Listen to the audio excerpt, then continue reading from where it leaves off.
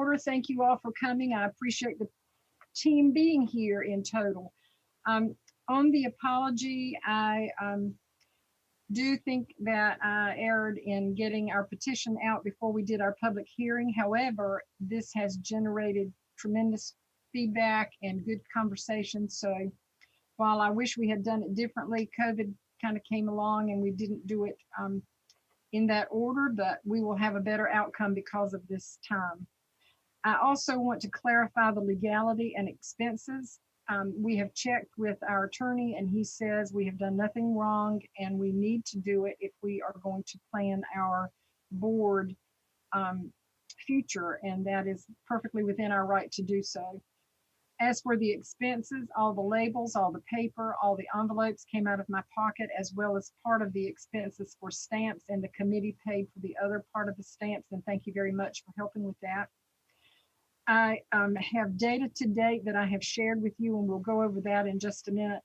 But I also want to thank the members of the community who have been very helpful in their helping us set direction. I thought we had a good plan until we started hearing from people that are not, they want district elections, but they want a kind of different district elections. Is that what you all are hearing? Okay, so I'm going to put up on the screen the data that I gathered from the School Boards Association and our own information. So we sent out 560 letters to school leaders, elected officials, community leaders. We have gotten 67 yeses, which is certainly not a mandate, and 9 no's. We also had a yes with qualifications from North Johnston and Princeton who wants to have their own representative, and that makes sense.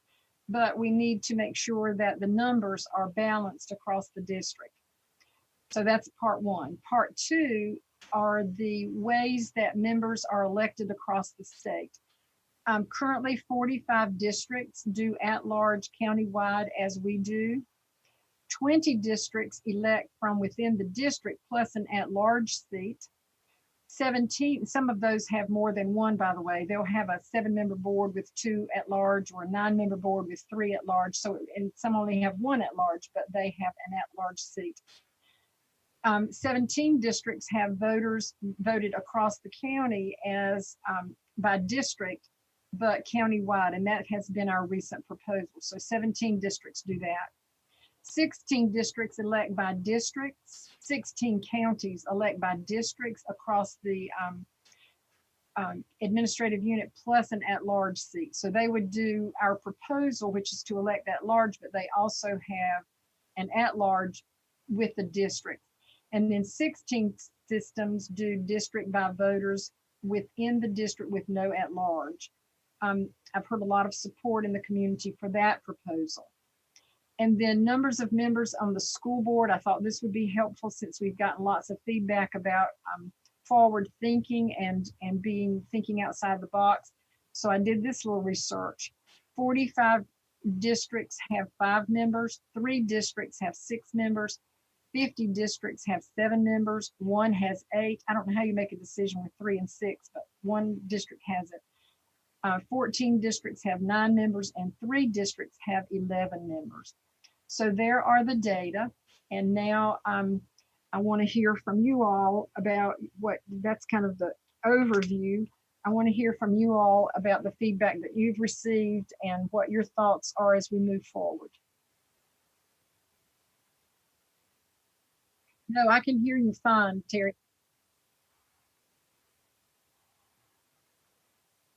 Okay. Got it. Oh, I'm sorry, they can't hear you in the back. My apologies. No problem. Well, just as I know, the other committee members, we've all received several emails from various community leaders and members. And I would like to speak directly about meetings that I've had, face-to-face meetings. I've met with the NAACP president, Dr. Cohen, Mr. Reggie Holly, Reverend O'Neill, and then the African American caucus for the Democratic Party. And they are very much in favor of the district voting.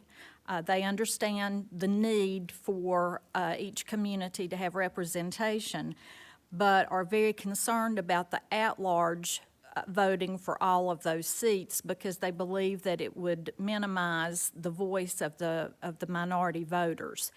And I've done some research on that as well, and that does seem to be, the research supports their concerns, that by having all at-large voters, the way the county commissioners currently do it, truly does minimize the voice. And so I believe that's something that we need to consider because diversity is an important part of our school system. Diversity is a very important part of this board. So that was their feedback. I also had some meetings with community leaders down in the South Johnston area, and currently I am their liaison, but I am a resident of Smithfield, and I understand their concern. They would like to have a resident sitting at this table. So they were all, each one of those folks that I spoke with, they were all in agreement that district-wide voting is necessary so that every community has input. Very good. Very good. Mr. Johnson, Ms. Zukowski? I've spoken to several people at length, one being a resident of Benson and several people from the minority community as well. And some of the things that I would like to point out is my feedback has been, you guys have so much going on, this just seems like one more thing you're taking on. And I try to explain that some people see a necessity in this based on representation for various types of reasoning, you know, whether it be geographic or demographic. People are trying to kind of guide this in the way they feel it should be, when I'm not so sure that that would, number one, be appropriate. Number two, accomplish their own respective missions. If you look at the way that the lines are currently drawn now, I think you would be hard pressed if you look on populace alone, whether you did it at large or if you did it by district vote only. My question to any community, whether it be a minority community, is where would the candidate come from based on demographics? Because if you look at the way Smithfield and Selma is almost gerrymandered to neutralize their voice. I mean, if you look at the county commissioner districts as they're drawn now, Smithfield and Selma are neutralized. They are divided into 4 different districts, which really diminishes their vote. Therefore, I think, and this is another course of action, which I've spoken to a county commissioner, they are looking at redrawing of the districts to balance out the populace, and I think that's the most appropriate thing. If we're gonna do the district-wide elections, no matter how you do it, the populace needs to be balanced rather than doing it the way it is now. And some of the people I've spoken to feel that we are in a rush to do this, and you have your conspiracy theorists for, you know, why you wanna do this. And I understand there was like an op-ed that 2 people read where they, you know, are questioning our motives. And I think we all have different ideas, but maybe we all don't have the same feelings about districts. I mean, I think I've been very vocal. I want to be an at-large candidate. I don't want to be from one particular district. But I do see the flip side to where if you are from the southern end of the county, you're lacking representation right now. So I get it. But the feedback I've received personally is, maybe we're going a little bit too fast on this, and maybe we need to hit the brakes a little bit and wait for those balanced populous areas to come out within the county. And just to add to that, Sure, Mr. we'll have to, I'm sorry, Ms. Oh, Steffen. I was just going to say, and just to add to that, that was also the sentiment, to slow it down so that we get it right. Exactly.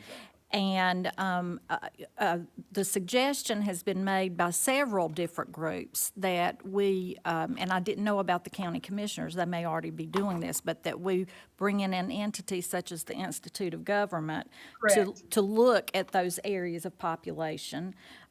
Because as you said, the Smithfield area right now, the way it's done, it's split up, and it does completely neutralize the minority vote. And Mr. Holly even made a suggestion of looking at going to 9 board members. And so that, as we look at how those lines are drawn, I believe the mayor of Princeton and their town council, that they feel very strongly that with the new highway coming through, that their population is going to explode. So that would Correct. take care of the Princeton and North Johnston piece too. But yeah, I definitely believe that we need to get in a group, whether it's the Institute of Government or whoever the county commissioners are using, to look at the populace to make sure that we get it right. Absolutely. I want to say on that accord, we will do that when we have our new budget. We don't have any money to do that until we decide on a format. I still like the idea of having a high school in each district. I like to be able to go to the grocery store and talk to people about the concerns in each, in my district at West Johnston. And that area is very concerned, as in South Johnston, that they know that Terry is available I know she's 24/7, has to be, to get all she gets done with those southern end constituents. But they want to be able to go to the grocery store and the ballpark and express their needs and concerns. And that really is important for all areas of the district to be represented. The other thing that you said about Smithfield, I used to be like Mr. Johnson, I was totally about having countywide elections. But here are my thoughts about that. If you have a person, now Dorothy Johnson was known countywide, that's a given.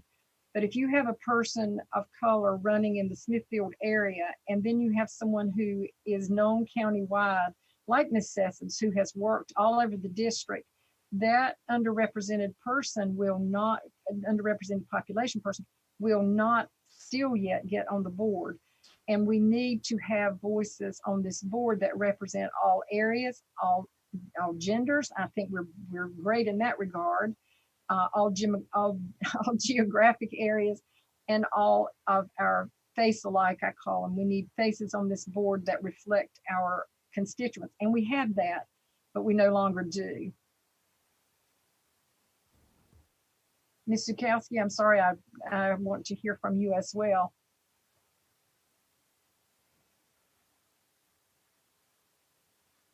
We have the data behind us and what districts are doing what across our state. I think that the true goal should always be our number one focus, which is equal representation across our county. And if that means that we don't follow the county commissioners' district lines and we do our own lines, I am all for that. I've spoken with many of the same people that Mr. Johnson and Ms. Sessoms have spoken with. I'm open to a 9-member board. We have to get this right for the citizens of our county, but most importantly for the students and the staff. I wonder if one of you would take the responsibility of finding out what it would take to draw the lines, and again, with geographic and numeric balance, making sure that we have a fair representation, and give them the options. What would a 9-member board line, what would 9-member board member lines look like? What would 7-member board look like? So would one of you be willing to take that responsibility to find out what the cost actually would be to draw those lines, at least to propose those lines? I'll take that responsibility, but it almost seems like that would be a legislative endeavor for the lines to be. I think I will definitely take, but there's a couple things I would like to add, but absolutely with the, every vote counting, right on, Zukowski.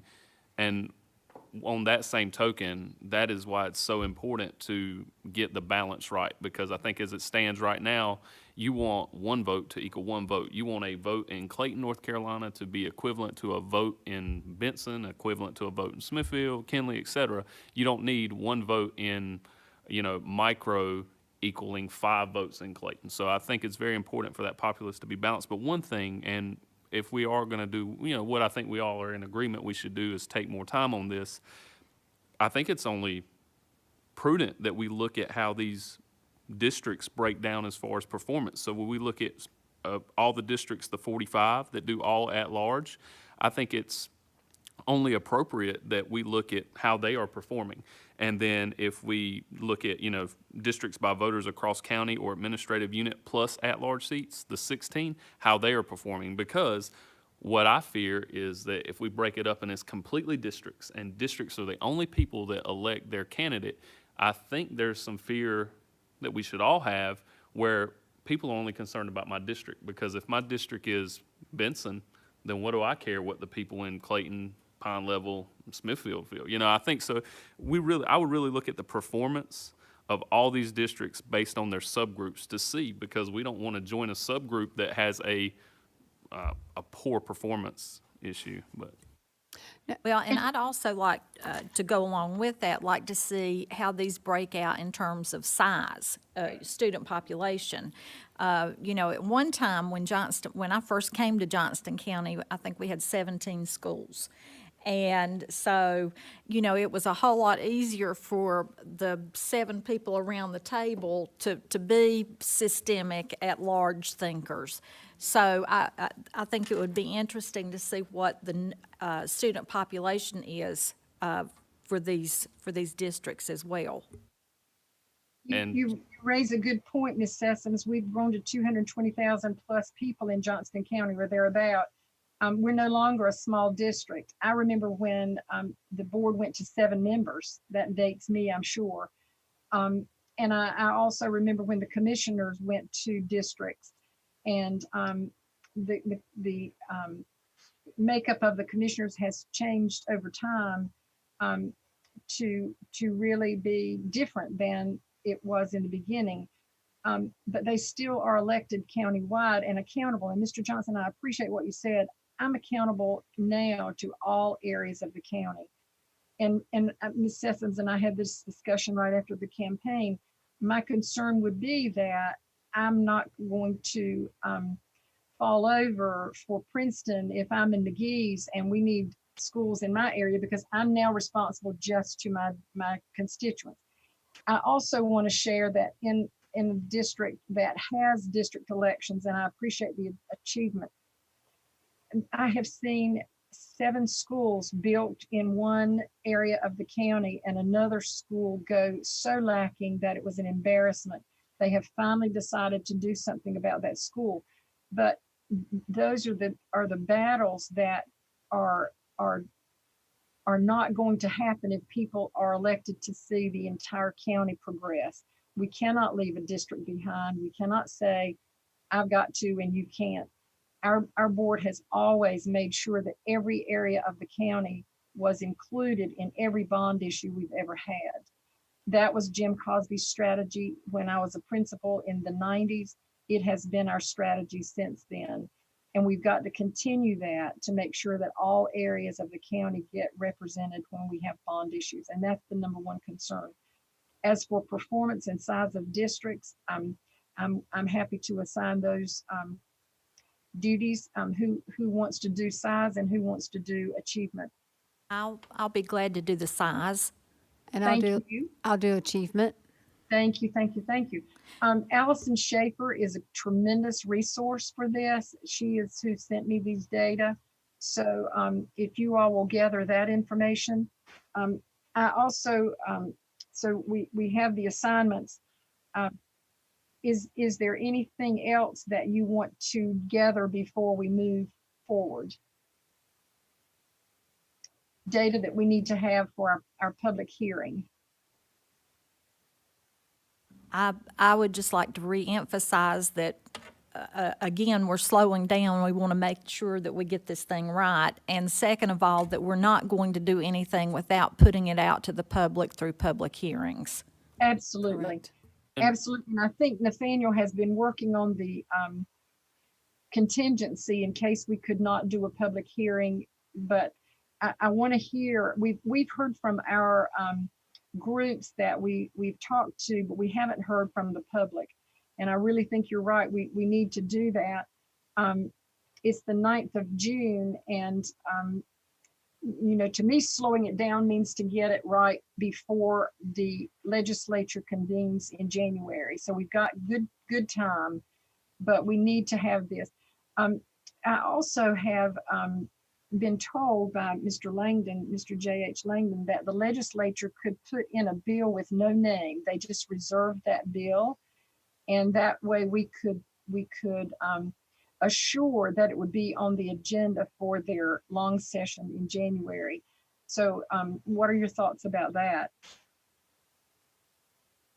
When would we have a deadline to put in for that? I would assume, now I'm not a legislator, but I think that when the session starts, you have like so many days to put in local bills. And that would assure that we would have that process in place for the elections in 2022. We can't wait 4 more years for Benson and West Johnston to be represented.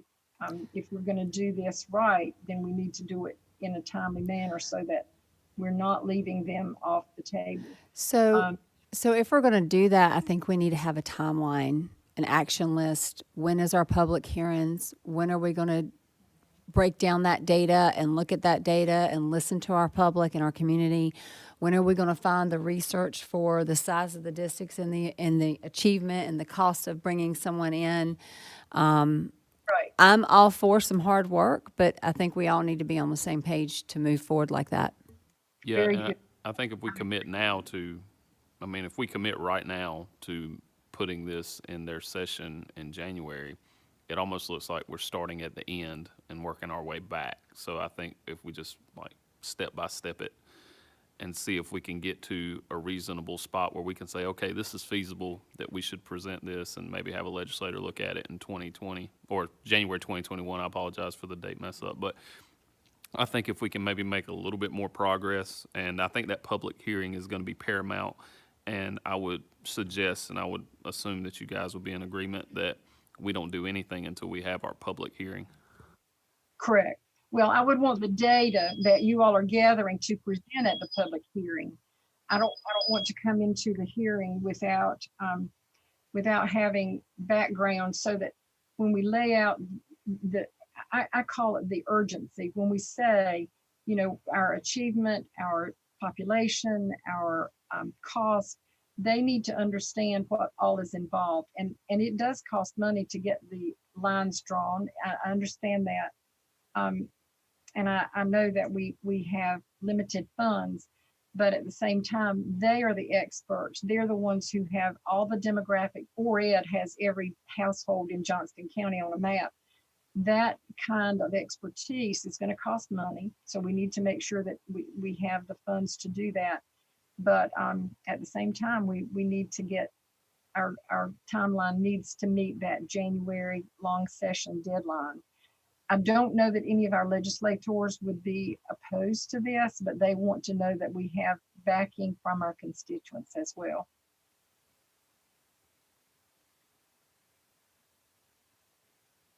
I've talked to Mr. Strickland. I think you've talked to Miss White. Have you not, Ms. Zukowski? And Mr. Horn is coming out, so I did not call him. Have any of the rest of you talked to any of the legislators? I'm sorry, Mr. Johnson, what did you say? I couldn't hear you. I've spoken to some potential legislators, but that would all shake out in November. So, Right. I don't think that it would be appropriate to talk about, what I spoke about with a candidate, but I have spoken to someone who is a potential state legislator representative. So, and I think that might be one of the issues with Mr. Horner coming out, because from my understanding, I believe that both state representatives and the state senator would have to be on board with this for it to go Correct. through. Yeah. So That's not correct. knowing who, we're going to have a new state senator in the county. So if that happens, then we won't get to approach them in an appropriate manner until November. And remember that we have three senators who have parts of our county. And so yeah, actually we have three representatives as well, but we need to make sure that we have good, strong support for having this happen. I'm not sure that they are let me think how I want to say this. I'm not sure that they are, I'm not sure they have a dog in the fight, is what I'm trying to say. Mr. Strickland and Ms. White were on the school board. They understand the composition of the board, but I'm not sure that our senators do. I know that they want what's best for our district, and that I can say unequivocally, whoever wins, they all want what's best for our district, as we do. And so that's it. That's a November question. So that gives us time to do our homework. That's really what that means. And then once November comes, or really December when they're sworn in, we need to immediately have those conversations and make sure that everybody's on the same page. I feel like if we can present that this is the best for our county and best for our students and our staff, and it brings equality, I can't see why anyone would say no. Well, and also that we are showing good faith, that we're listening to our constituents and using their feedback, their desires, as we craft this and move forward. I think that will be essential with whoever is in the Senate or the House when we approach them. Absolutely. Absolutely. Well said. So our next steps are Mr. Johnson, cost. I'm writing this down. I was listening so intently, I didn't do that. Ms. Sessions is doing achievement. No, I'm sorry, you're doing size, and Ms. Zukowski is doing achievement. Okay. Do we want to save the public hearing until September? We've kind of put out there that we're going to do it in June. I don't mind doing it in June and then having another one in September after the people start talking. They have been talking since we sent this out. What are your thoughts? I think with everything with COVID and the uncertainty about when school's going to start, I think that people are not paying attention to this as well as they should. They just don't have the time. But I think with everything going on in our community or our nation, I think maybe we, again, pump the brakes a little bit and let's slow it down and give them at least till September, because it's just undue to put that amount of pressure on someone to make a decision for the community with all of this going on. So, Mr. Johnson, when you called to ask about the cost, would you ask how long it takes to draw districts? Because if we wait Yes, until ma'am. September and it takes them 3 months to do the district lines, then we're going to be up against it to get it ready for the legislative proposal. Yes, So ma'am. I'll find out. ask that if you would. Thank you. Any other thoughts?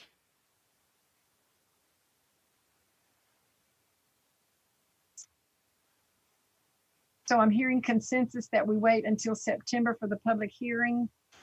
I'm good with that because there's a lot of unknowns. And a lot of research that you all are doing. So how about I do a press release? I'll work with Nathaniel to get a press release out. And that was one of the suggestions that we heard from a number of constituents also, is that we slow down the process. I think that will show again that we've heard that concern. So I will work with Nathaniel and get a press release. After our meeting today, I'll share all the data that I shared with you. I'm also going to include the first items that I made as a clarification, and then we will go from there to September. Do you want to meet in the meantime when you get if anybody gets their data? Do you want to send that by email, or do you want to meet? I can send it by email. I think it would be beneficial that once all three of us gathered our information, we send it by email, and then we decide a time to adjourn so we can break apart the data and look at it and have any more questions that may arise. We can answer those at the meeting. Just as we did with the Legal Services Committee, do you want to set a deadline for having made the attempt? Now, I'm not saying that you will all have this done because some of it's pretty heavy research. Do you want to set the end of the month for getting back either by email or text to say, I have my data, I'm ready to share. Would that give you enough time? That's about 3 weeks. That's fine with me. Yes. So let's say July 1. Let me look at my calendar. July 1 is on what day?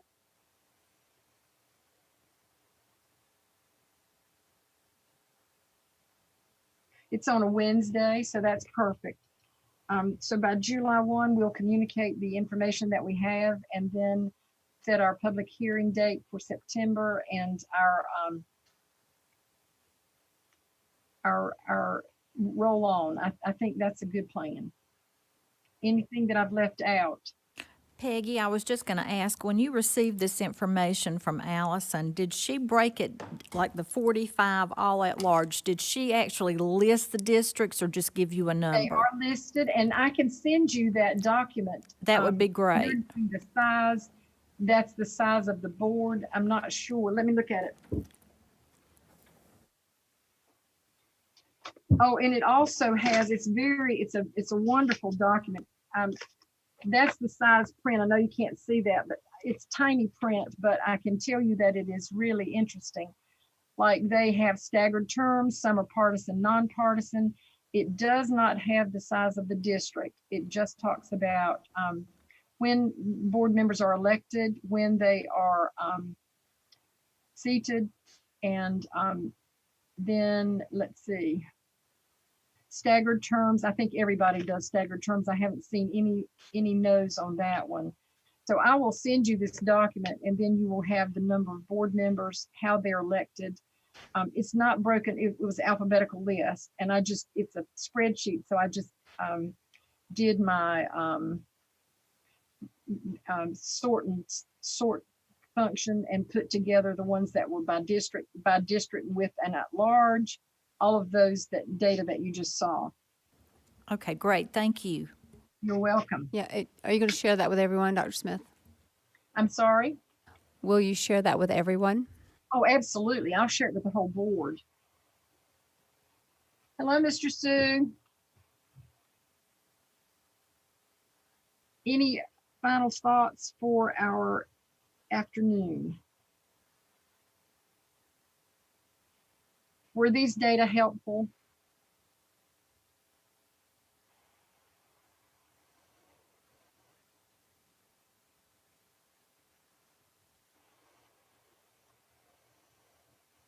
Any last minute things before we adjourn?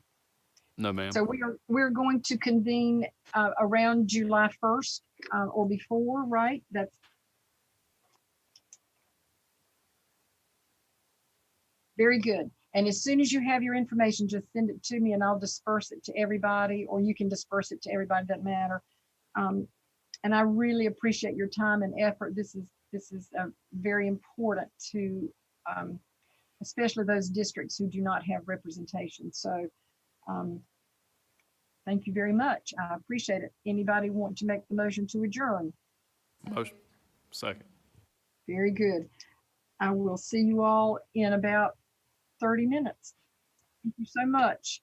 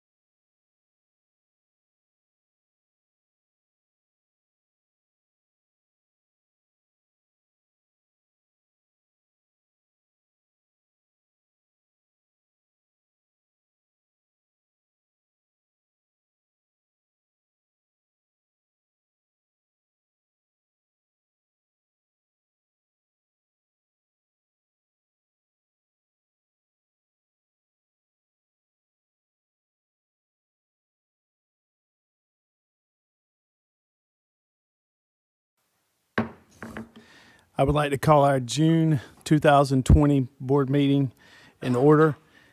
Ms. Weckesser, please let it be known that 6 board members are in the boardroom and Dr. Smith is on Zoom, so we have all 7 board members present.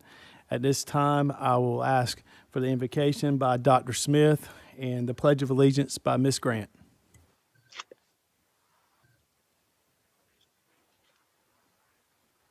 Let us pray.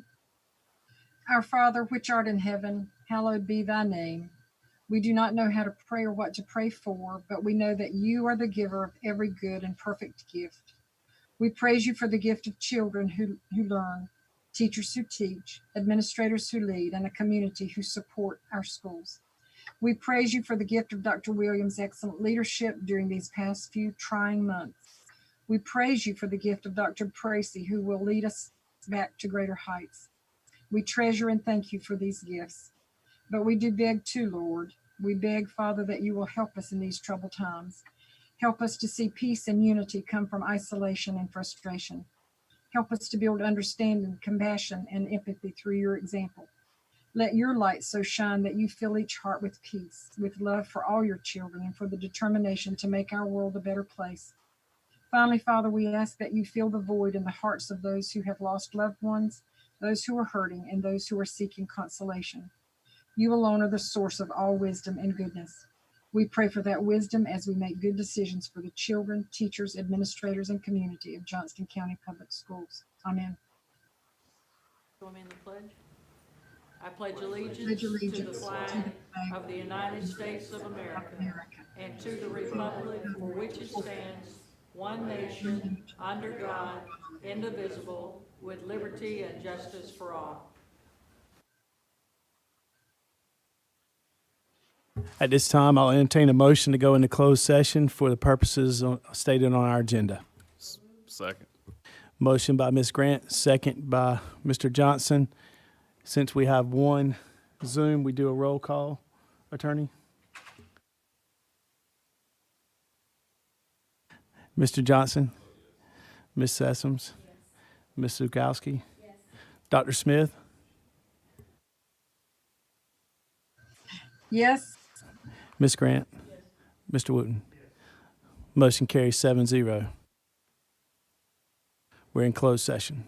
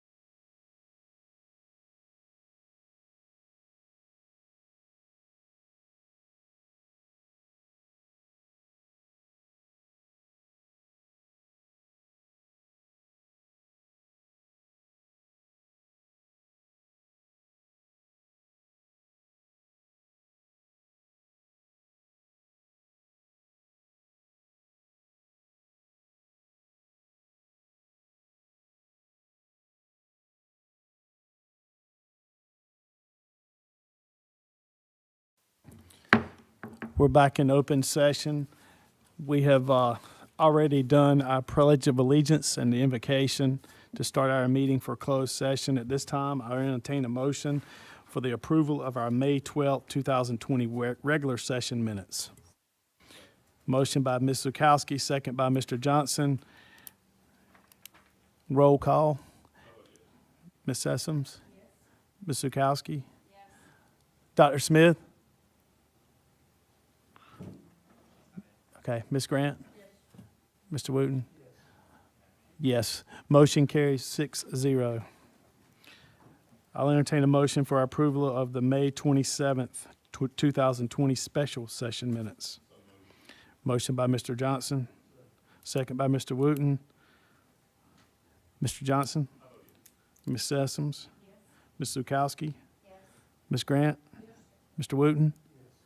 Dr. Smith? Yes, for me, motion carries 6-0.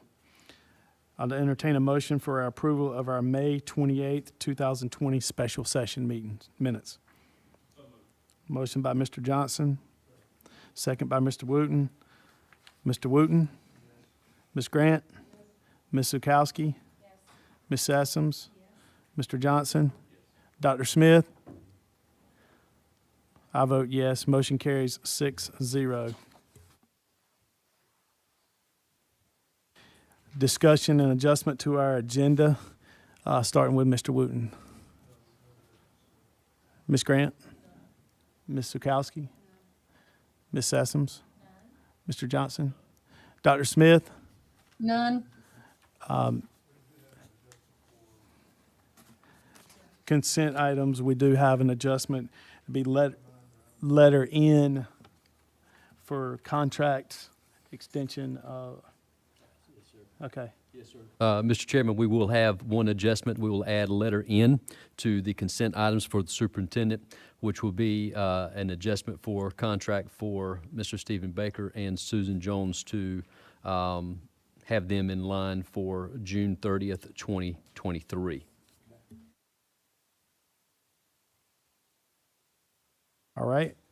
At this time, do we have any updates from the Finance Committee?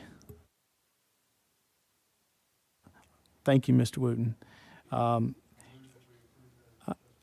Motion by Mr. Wooten, second by Ms. Grant. Mr. Johnson votes yes. Ms. Zukowski? Ms. Grant? Mr. Wooten? Dr. Smith? Yes. And I vote yes. Motion carries 7-0. Now at this time, any updates, Mike, from the Finance Committee? So in my conversations with the county commissioners, I think it looks promising that we're going to have a smooth transition on up until Monday, which will be the date that they will approve, hopefully, our budget as requested. So thank you. I don't have a whole lot to share either, but other than we're still, I know Dr. Williams' time as superintendent is running out, but we're still looking areas to save and for next school year. But I appreciate the dedication of the whole board and especially Dr. Williams and his staff for putting all the numbers together for us to make a good decision for the finance part of the school system. Thanks. Dr. Smith, any updates from the legal search committee or the district committee? The Legal Services Committee is divided into two groups who will meet with Dr. Bracy when he arrives to get his input into both in-house and contracted services. Our District Elections Committee has been busy in the community listening. We have gotten, I think, Ms. Weckeser, 67 yeses, 9 nos, and then lots of feedback about ways to tweak. We sent out 560 letters, and the horse became behind the cart. We should have done our public hearing, but we had a little thing called COVID and we did not do that. So my apologies for putting the process in reverse. However, the petition and the letter have generated tremendous input. We are looking at several alternatives. We were going to have our public hearing mid-June. we've decided to gather more data. For example, I presented today how districts are elected, how board members are elected statewide. Also looked at how many members are on boards. And we have heard our constituents from Princeton say that they want to have their own representative. We heard that. We've heard people say they wanted to slow down the process. We heard that. We're going to do our public hearing in September when parents are back, when people can really focus on the issue. The one thing that we are united about and which we will not vary from is that we must have all areas of the county represented. 2 areas are no longer represented on the board. While we assign someone to those areas, it's not the same as talking to a constituent at a ball game or at the grocery store. Those are the people that are known in that community, and we feel like that is just critical for them to have a voice. So we're looking at lots of alternatives. Mr. Johnson is looking at doing an investigation for who can draw our lines, draft lines. I'm not saying these would be permanent or fixed, but he is investigating how long it would take and how much it would cost. We have to work those into our plans. The second thing is Ms. Zukowski is looking at the achievement based on how the boards are elected and the size of the boards. Ms. Sessoms is looking at the size of districts and how those how the correspondence is between a 7-member, a 5-member. Some boards have 5 members, some boards have 11 members. So she's looking at those sizes of districts compared to the number of representatives and how those people are elected. So we have lots more work to do. We are glad that the letters went out, even though 560 letters did not generate a lot of feedback in writing. We have gotten a lot of feedback and a lot of dialogue. So we don't regret sending them out. And I would like to just add that people don't know this, but I paid for the envelopes, the paper, and the labels out of my pocket, and the committee paid for the stamps from the district running it through their machine. And so, and they weighed it, they got it all legal and set. So it did not cost the district, even though we could have used the district funds because it is a district issue. We have a board budget. We did not use that. And I just want to make sure people understand that. So anything from the committee that I've left out? I didn't have anything written down, so I may have left out a lot. No, Dr. Smith, I think you covered it. Ms. Zukowski, Ms. Sessoms? I think you covered it, and just the fact that the committee members are committed to making sure that our community is represented and that we're listening to everything that our constituents are giving us and making sure that we're putting their feedback in our decision-making process and that we're putting the best interests of our staff, students, and our community first. Very good. Yes. Thank you, Absolutely. Dr. Smith. At this time, I think it's only appropriate for us to talk about our interim superintendent. Dr. Ben Williams stepped in a real difficult time for us in January of this year. And as I said the other night at the meet and greet for Dr. Bracey, had many different things thrown at him in ways that we never knew would happen with a pandemic and other items that we were working through. Without a playbook, as I said the other night, he made a playbook for us through the pandemic. Hopefully we'll never have to use it again, but unfortunately those things are now here and we're going to be talking about them for many, many years. But I've known this guy for many, many years as a coach at North Johnston High School.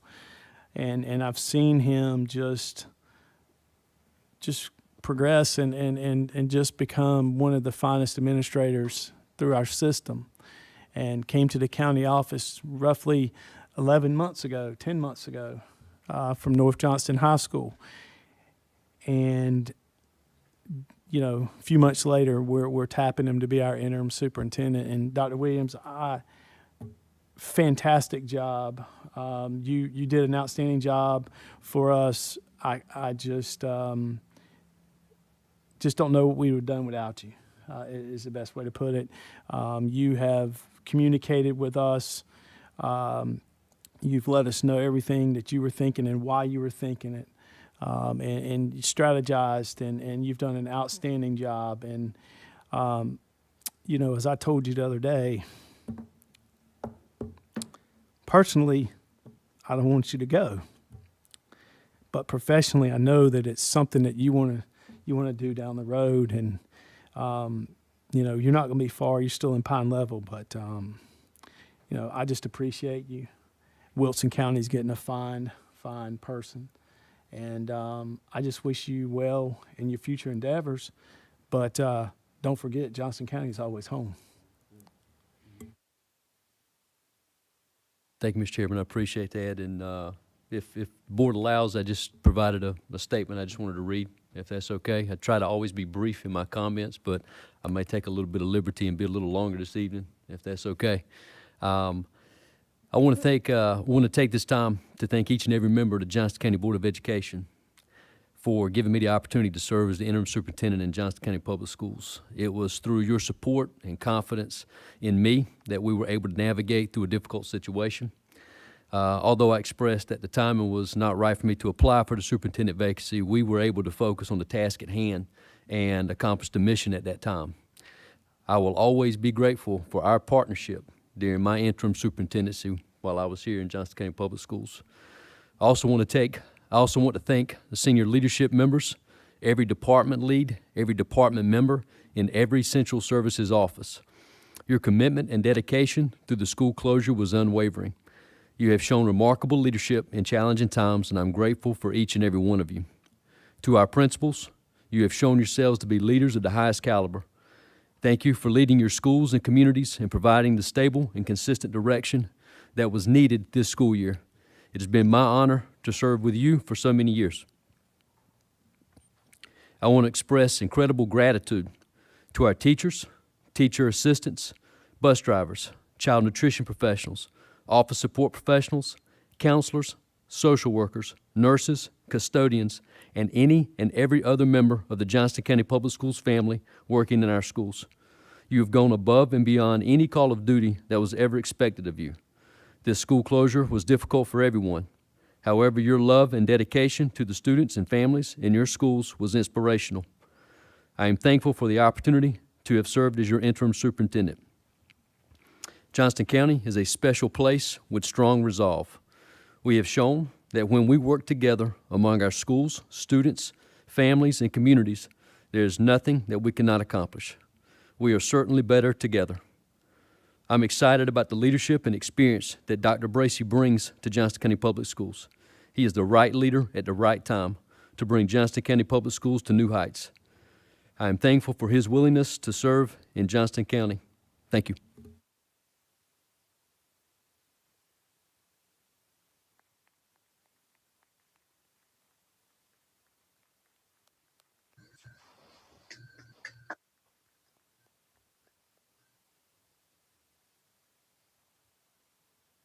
Thank you, Dr. Williams.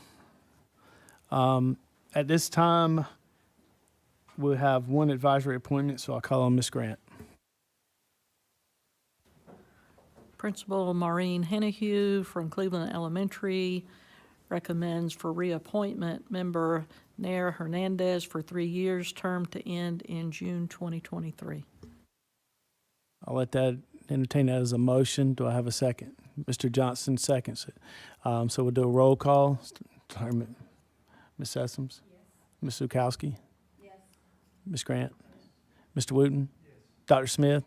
Yes. All right. I vote yes. Motion carries 7-0. We do have one public comment tonight. We'll do that. It will be at 6 o'clock, but as have been done in the past with the Emergency Act, that will be on our link to our website agenda, so we will not have to do any public comments tonight. At this time, I'll turn it over to Dr. Williams. Thank you, Mr. Chairman.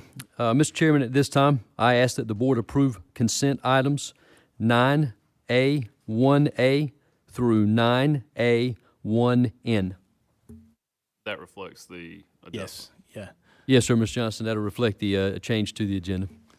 I entertain a motion for that. Motion by Ms. Grant, second by Mr. Wooten. Mr. Johnson? Roll call, yes. Ms. Sessoms? Yes. Ms. Zukowski? Ms. Grant? Mr. Wooten? Dr. Smith? Yes. And I vote yes. Motion carries 7-0. at this, okay, I'm sorry. Yeah.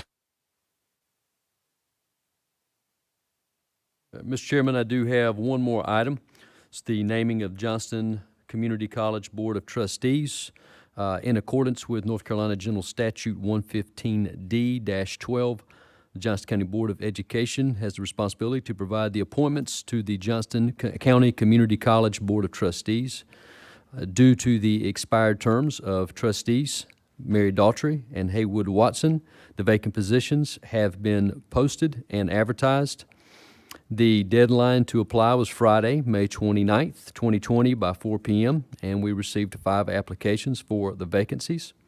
The 5 applications for vacancies were Mary Daughtry, Cynthia Giles, Stuart Lee, Haywood Watson, and Anton Wibby. All applications have been reviewed for eligibility according to general statutes.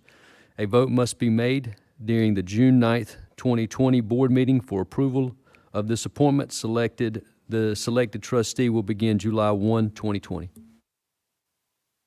All right, so I entertain a motion for our Johnston County Community College Board of Trustees. Motion, Chairman. Antoine. I'd like to make a motion for Mary Daughtry and Antoine Woodby. Okay, I have a motion for Miss Mary Daughtry and Mr. Antoine Whidbey as our 2 candidates. Second by Ms. Zukowski. Ronald, vote yes. Yes. Ms. Zukowski? Ms. Grant? Mr. Wooten? Dr. Smith? Yes. And I vote yes. Motion carries 7-0. All right. At this time, looks like we got Mr. Art Stanley on the docket. Yes, sir. This time we do have Mr. Art Stanley, and he has our insurance providers here to answer any questions that you may have about our insurance. So I'll go ahead and turn it over at this time. Mr. Chairman, Ms. Vice Chairman, members of the board, and Dr. Williams, I'm going to turn this over to Yogi Wright, who put this proposal together. So Yogi, take it away.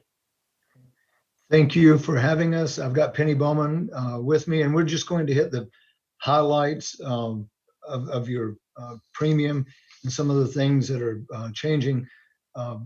We'll go questions maybe after the automobile and workers' comp, and then we'll hit it after the property. Your automobile, we're recommending changing from EMC to Liberty Mutual for $278,594. That is about $150,000 increase. Right now, we have had 4 years, some bad luck, everything from Matthew to underinsured motorists.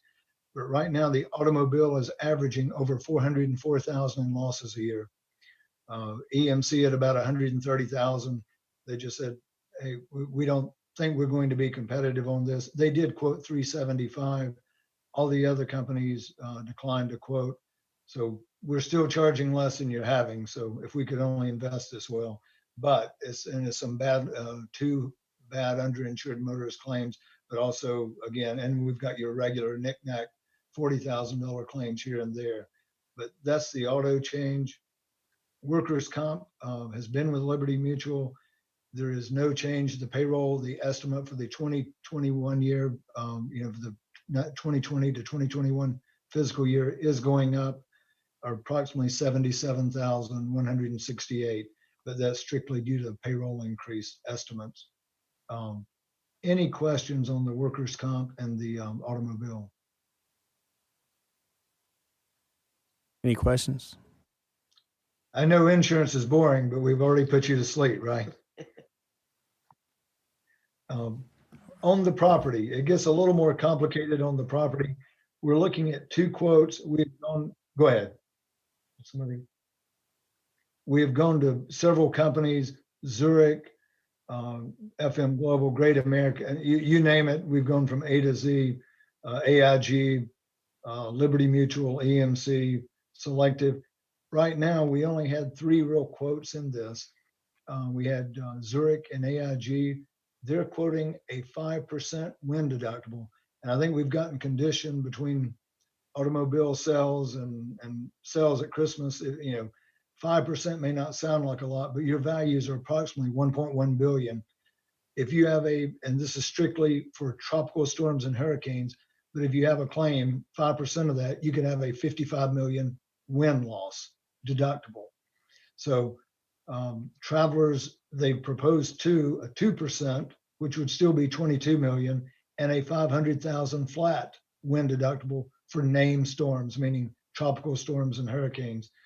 The named storm deductible is approximately about 57,751 higher than the percentage.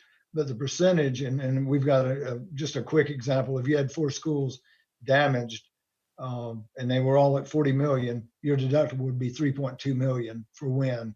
So we think the 500,000, we've discussed it with, is definitely the way to go on that. It does cost 57,000 more. Also, where we really get into the weeds on this, when you get into this, you would have a 500,000, and Art said, well, Yogi, what do we do on this? We have gone and approached Lloyd's and every company that does this, and we've done what they call a wind buyback deductible. So you have a 500,000 with travelers. This will go and take 400,000 under that. So net bottom line, you would end up with a 100,000 named storm deductible. For that costs around 54,000. And so that's what you're looking at in addition, and that would be through a Lloyd's on the named storm for purchasing that 400. It is per occurrence. So, hey, if you had a hurricane on August 1st, you have another hurricane September 15th, it would keep paying that 400 for the policy period on named storms. And it's 54,000. But that's, this is extremely into the weeds. And here I wanted to definitely allow some, if you have any questions or whatever, the market, the only thing I'm going to say in this brief time, North Carolina, we have the top 3 places, Cape Hatteras, Morehead City, and Wilmington coming in. And I think Myrtle Beach is 8th or 9th. And that's from a science and NOAA, nothing from the insurance. And I think Florida, the closest one was Miami at about 10th. So if you would have asked me before this year, I would have bet on Florida. I think most people would have. But the deductibles, and you're starting to get into what they call the independent models, rating this agency that rates it where you're getting damage. So anyway, and we paid out a couple of claims. One, I think back in Matthew or Florence with flooding, over $1 million. So that's we paid out over 2.5 over a 4-year policy period. But I just wanted to see what you wanted in that deductible buyback. Art and I discussed it. I think he thinks, and he can certainly speak for him, and I think it's probably the right thing to do is to buy the 400,000. But I wanted, and the other side, of course, and I'll just say it before, one side, it really stinks that it goes to a 500,000 deductible.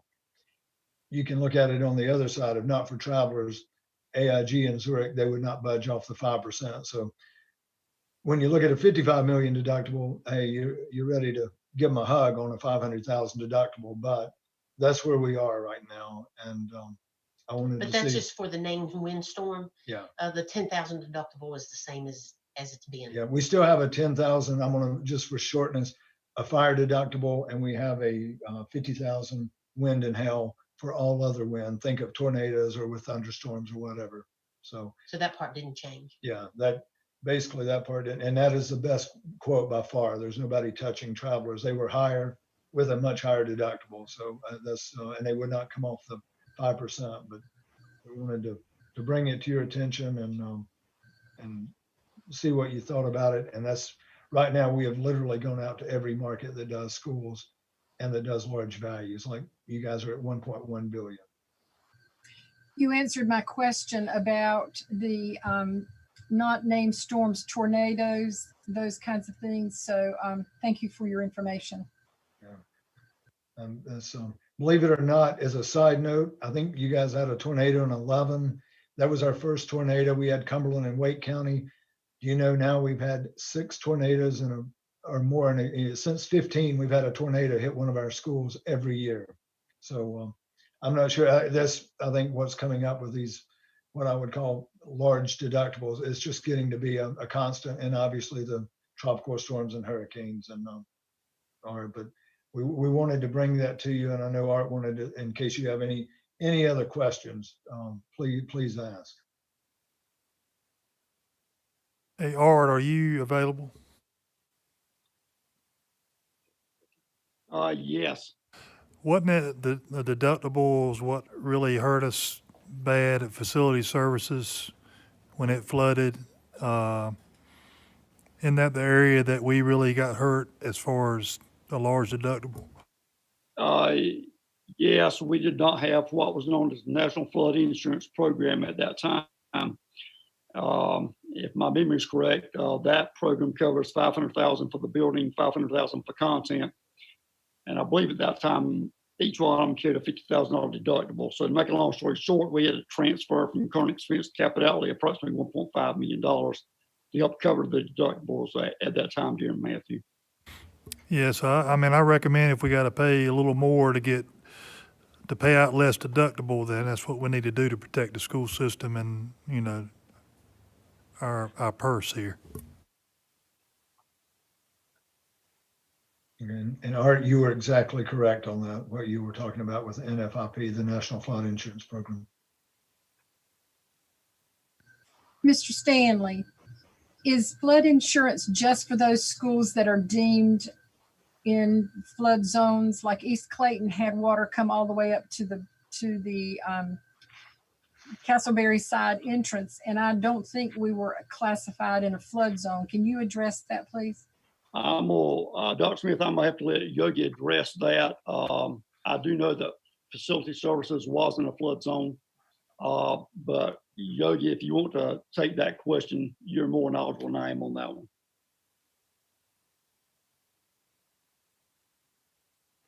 Let me look, I want to see what, I know facility services is in a zone A, which is as bad as it can be in a flood zone. I want to say, Facility service, I think. that is the one it. we have. That is the only one.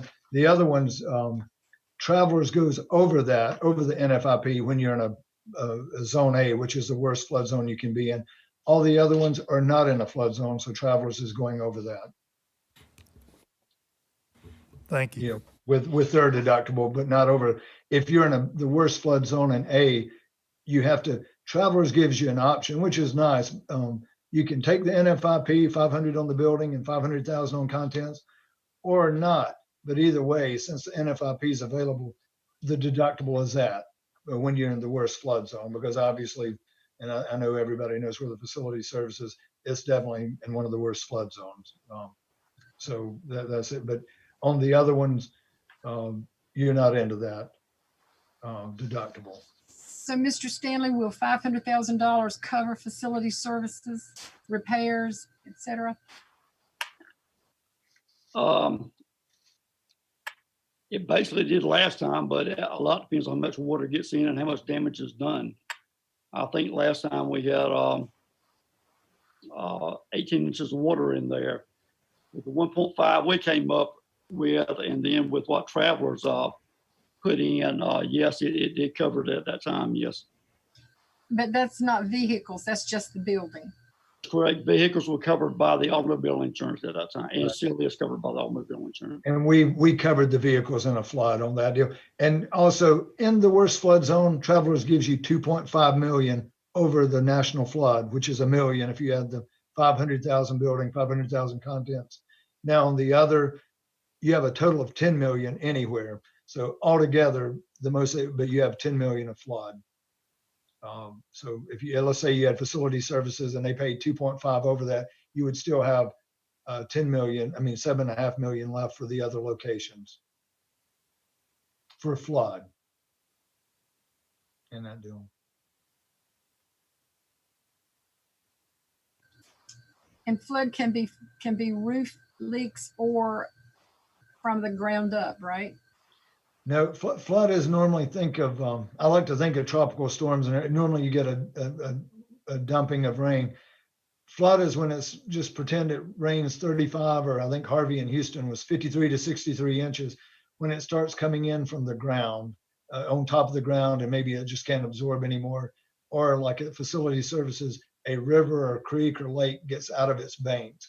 And I know we've all probably called our agent on our homeowner and said, hey, my house is flooded, the dishwasher's leaking, or the washing machine is leaking. And technically, we don't do personal lawns. And I wouldn't correct people, but what I'm saying, technically that's water damage. That's not flood. Or if you have wind to blow the roof off and it's raining in, that's technically under wind damage. If you have a hurricane and it totally takes roofs off of gyms seem to be the popular thing. They really pop off. And of course it ruins the wood floor at the high school, the middle school. That is covered under wind damage. But really flood is really, think of, you're probably getting 10 inches or more rain in a couple of days, and it starts, the water, the river starts getting into facility services or whatever. Thank you. All right, this is an action item, so I would entertain a motion. Motion to approve as recommended.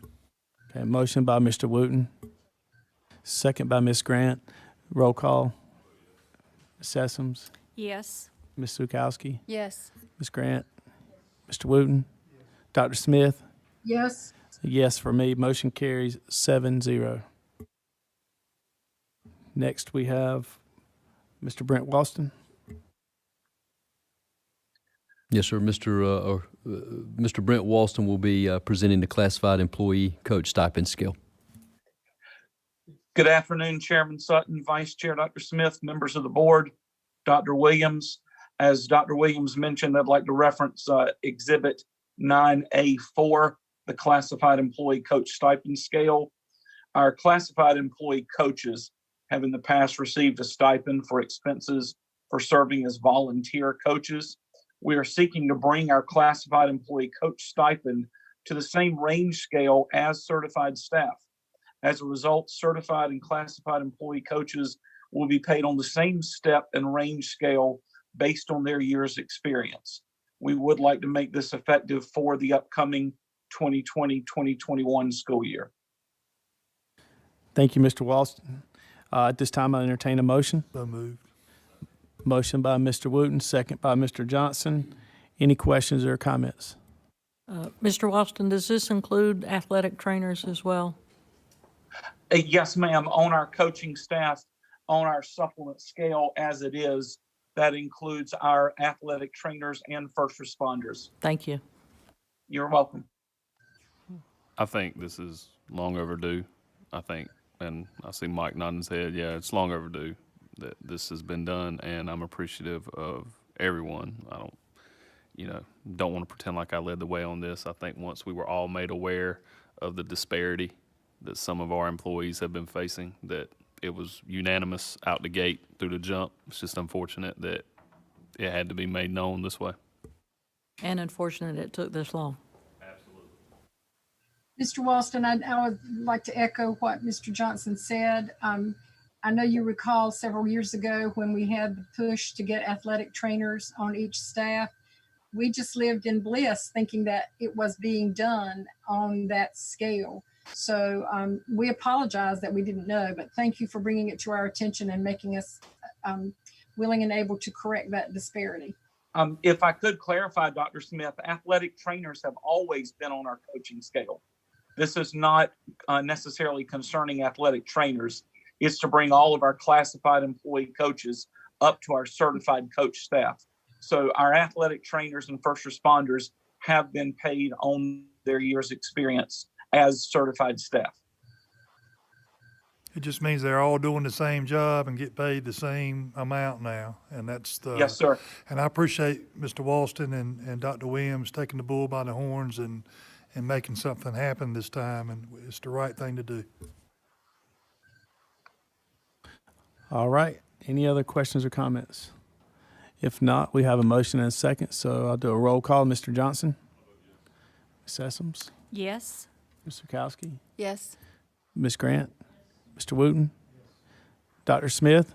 Yes. I vote yes. Motion carries 7-0. At this time, I'll turn it over to Dr. David Pierce. Good evening, Chairman Sutton, Lady Vice Chair, Dr. Smith, Dr. Williams, and members of the board. I have 3 items for approval today and 14 items for information. And just as a information piece, the increase in policies this meeting is to ensure that we get all the updates in our Student Parent Gazette, which will be printed prior to the start of the school year. I will start off with Board Exhibit 9A5, which is the renumbering of school board policies. In this packet is the policies that are being renumbered to align with the North Carolina School Board Association. The only changes that have been made are to the policies or citations and referring to other policies in the text. And so this is being presented for information only. All right, any questions? Okay, So next is Board Exhibit 9A6, Policy Code 1742, 5060, respond to complaints. Johnson County Public Schools does not currently have a policy comparable to this PLS policy, responding to complaints. This policy has had no edits or revisions since being presented for information, and so it is the recommendation of the Policy Review Committee to adopt Policy 1742-5060, and it is presented for approval. all right, I entertain a motion. Second. Motion by Mr. Wooten, second by Ms. Sessoms for policy 1742-5060. Any questions? If not, Mr. Johnson? Ms. Sessoms? Yes. Ms. Zukowski? Yes. Ms. Grant? Mr. Wooten? Dr. Smith? Yes. And I vote yes. Motion carries 7-0. Next is Board Exhibit 9A7, which is Policy Code 1740-4010, Student and Parent Grievance. The PLS Policy 1740-4010 has not had any revisions or edits since being presented for information. And so it is the recommendation of the Policy Review Committee to adopt Policy 1740-4010, and it is presented for approval. I'll entertain a motion for policy 1740-4010. Motion by Ms. Zukowski, Second. second by Ms. Sessoms. Any questions? Mr. Johnson? Ms. Sessoms? Yes. Ms. Zukowski? Yes. Ms. Grant? Mr. Wooten? Dr. Smith? Yes. And I vote yes. Motion carries 7-0. Next is Board Exhibit 9A8. It's Policy Code 3435, Career and Technical Education. Johnston County Public Schools Policy 3230, Vocational Education, is being converted to Policy 3435, Career and Technical Education. And so the policy has one additional revision, which removes the sentence about live projects. And so it is the recommendation of the Policy Review Committee to amend Policy 3435 and is presented for information. Any questions on policy 3435? Okay, Board Exhibit 9A9 is Policy Code 2302, which is remote participation in board meetings. It is a new policy which complies with recent legislation. It also explains procedures for remote participation and rules for meeting during a declared emergency. It is the recommendation of the Policy Review Committee to adopt Policy 2302, and it is presented for information. any questions on policy 2302? Mr. Sutton, I have a question. Dr. Pierce, since we are doing that, would exigent circumstances help us to move that along since we're implementing it already? That may be a question for Mr. Sue, but it seems to me that we wouldn't, since we're doing it, it wouldn't hurt to go ahead and adopt it, is what I'm saying. Yeah, I'll ask Mr. Sue to. If you want to, you could suspend your policy to adopt the policy on first reading. That would be my suggestion. I'm good with it. All right, so I entertain a motion to suspend our policy to go ahead and approve policy 2302 on the first reading. So, second. Motion by Ms. Grant, second by Dr. Smith. Mr. Johnson? Ms. Sessoms? Yes. Yes. Ms. Grant? Mr. Wooten? Dr. Smith? Yes. And I vote yes. So motion carries 7-0. Thank you. Board Exhibit 9A10, which is hearings before the board, Policy Code 2500. This replaces Johnson County Public Schools Policy 1300, and it is aligned with the North Carolina School Board Association policies. And so it is the recommendation of the Policy Review Committee to adopt Policy 2500, and it is presented for information. Any questions on policy 2500? Okay. Board Exhibit 9A11 is Policy Code 4351, short-term suspension, which will replace Johnson County Public School Policy 4205. It is aligned with the North Carolina School Board Association policies, and it has only minor revisions and reflects the statutory requirements found in law. Section D of our current policy was removed, and it will be presented as a standalone policy. So it is the recommendation of the Policy Review Committee to adopt Policy 4351, and it is presented for information. Any questions on policy 4351? Okay, Dr. Pierce. Board Exhibit 9A12, which is Policy Code 4352, removal of student during the day. It is a new policy aligned with the School Board Association. It is the Section D that I talked about from the former short-term suspension policy. And so it is the recommendation of the Policy Review Committee to adopt Policy 4352, and it is presented for information. Any questions on policy 4352? Okay. 9A13 is Policy Code 4353, long-term suspension, 365-day suspension and expulsion. Policy 4352 is going to be replacing Policy 4206, and it is aligned with the School Board Association policies. It only has minor revisions and reflects the statutory requirements found in law, and so it is the recommendation of the Policy Review Committee to adopt Policy 4353, and it is presented for information.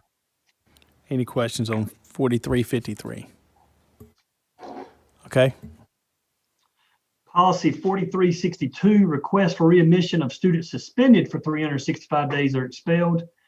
Policy Code 4362, request for readmission of students suspended for 365 days or expelled, replaces Johnston County Public Schools Policy Section C of Policy 4206, and it is aligned with the North Carolina School Board Association policies. The policy outlines readmission for students who have been suspended for 365 days or expelled. And so it is the recommendation of the Policy Review Committee to adopt Policy 4362, and it is presented for information. Any questions on policy 4362? Okay. Board Exhibit 9A15 is Policy Code 4345, student discipline records. It is recommended by the School Board Association as well, and the policy provides guidance for retention of student discipline records and expungement of records, and it is the recommendation of the Policy Review Committee to adopt 4345, and it is presented for information. Any questions on policy 4345? Okay. Board Exhibit 9A16 is Policy Code 4370, student discipline hearing procedures. It is recommended by the school board, and the policy provides procedures for disciplinary hearings. It is the recommendation of the Policy Review Committee to adopt 4370, and it is presented for information. Any questions on 4370? Okay. Board Exhibit 9A17, Policy Code 4301, Authority of School Personnel, would convert Johnson County Public Schools Policy 4270. So this policy outlines the authority of school personnel and directs the superintendent or designee to provide yearly training to school-based staff on the use of reasonable force. That is an addition to the policy. And it is the recommendation of the Policy Review Committee to adopt Policy 4301, and it is presented for information. Any questions on policy 4301? Okay. Board Exhibit 9A18, Policy Code 4328, which is gang-related activity, would replace Johnson County Public Schools Policy 4215. The policy outlines prohibited behaviors and the requirements of notice prior to classifying a behavior as gang-related. It is the recommendation of the Policy Review Committee to adopt Policy 4328, and it is presented for information. Any questions on policy 4328? I do have a question. With this particular policy, Dr. Pierce, I noticed that there was, kind of outlining and defining what gang activity was be considered, also the consequences, and then you had some stuff in there about the student code of conduct.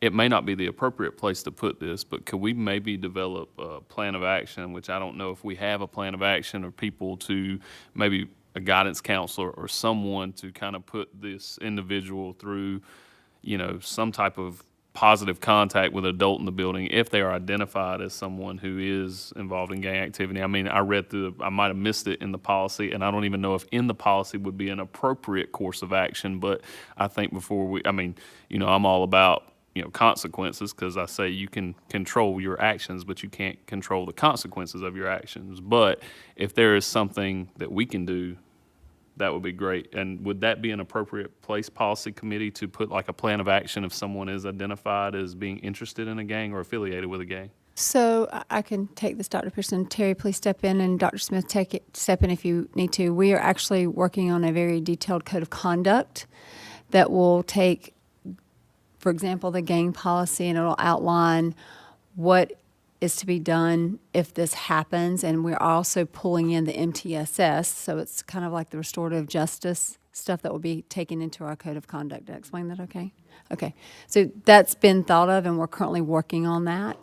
Hopefully we'll have that concluded and ready for information sooner versus than later. Our hopes is to get it in before school starts. Yeah, if it was in before school starts with those policies running concurrent, then it would negate the addition. So thank you. Any other questions? Okay, Dr. Pierce. Policy 9A19, Policy Code 6125, Board Exhibit 9A19, Policy Code 6125, administering medicines to students, would replace our policy, Johnson County Public Schools policy of 4520, administering medicine to students. This policy has been amended to include the information from our current policy along with suggestions from the School Board Association. We've also consulted with our lead nurse and made some adjustments as well that fits Johnson County Schools. And so it is the recommendation of the Policy Review Committee to replace Johnson County Public Schools 4520 with 6125, and it is presented for information. Any questions on policy 6125? Dr. Pierce, that one and the next one, 4400, there was nothing in red in that one to show what the changes were? Is there? So I can make those adjustments for you. The majority of this policy is directly from the School Board Association, and then we most of what we already had in our policy was aligned with this. It just gave more information, and we took some things out, like the policy that we were submitted for as far as suggestions was talking about over-the-counter meds and some different processes. So we can go back and highlight what we had in our policy read for you. Yes, ma'am. And so the idea behind the medication policy is we want to be able to give the ability for school staff to administer over-the-counter medication, like headache medication. Isabella had headaches multiple times last year. I was at school like 5 times a week giving her medicine. So just to make that a little bit easier in process for that. So.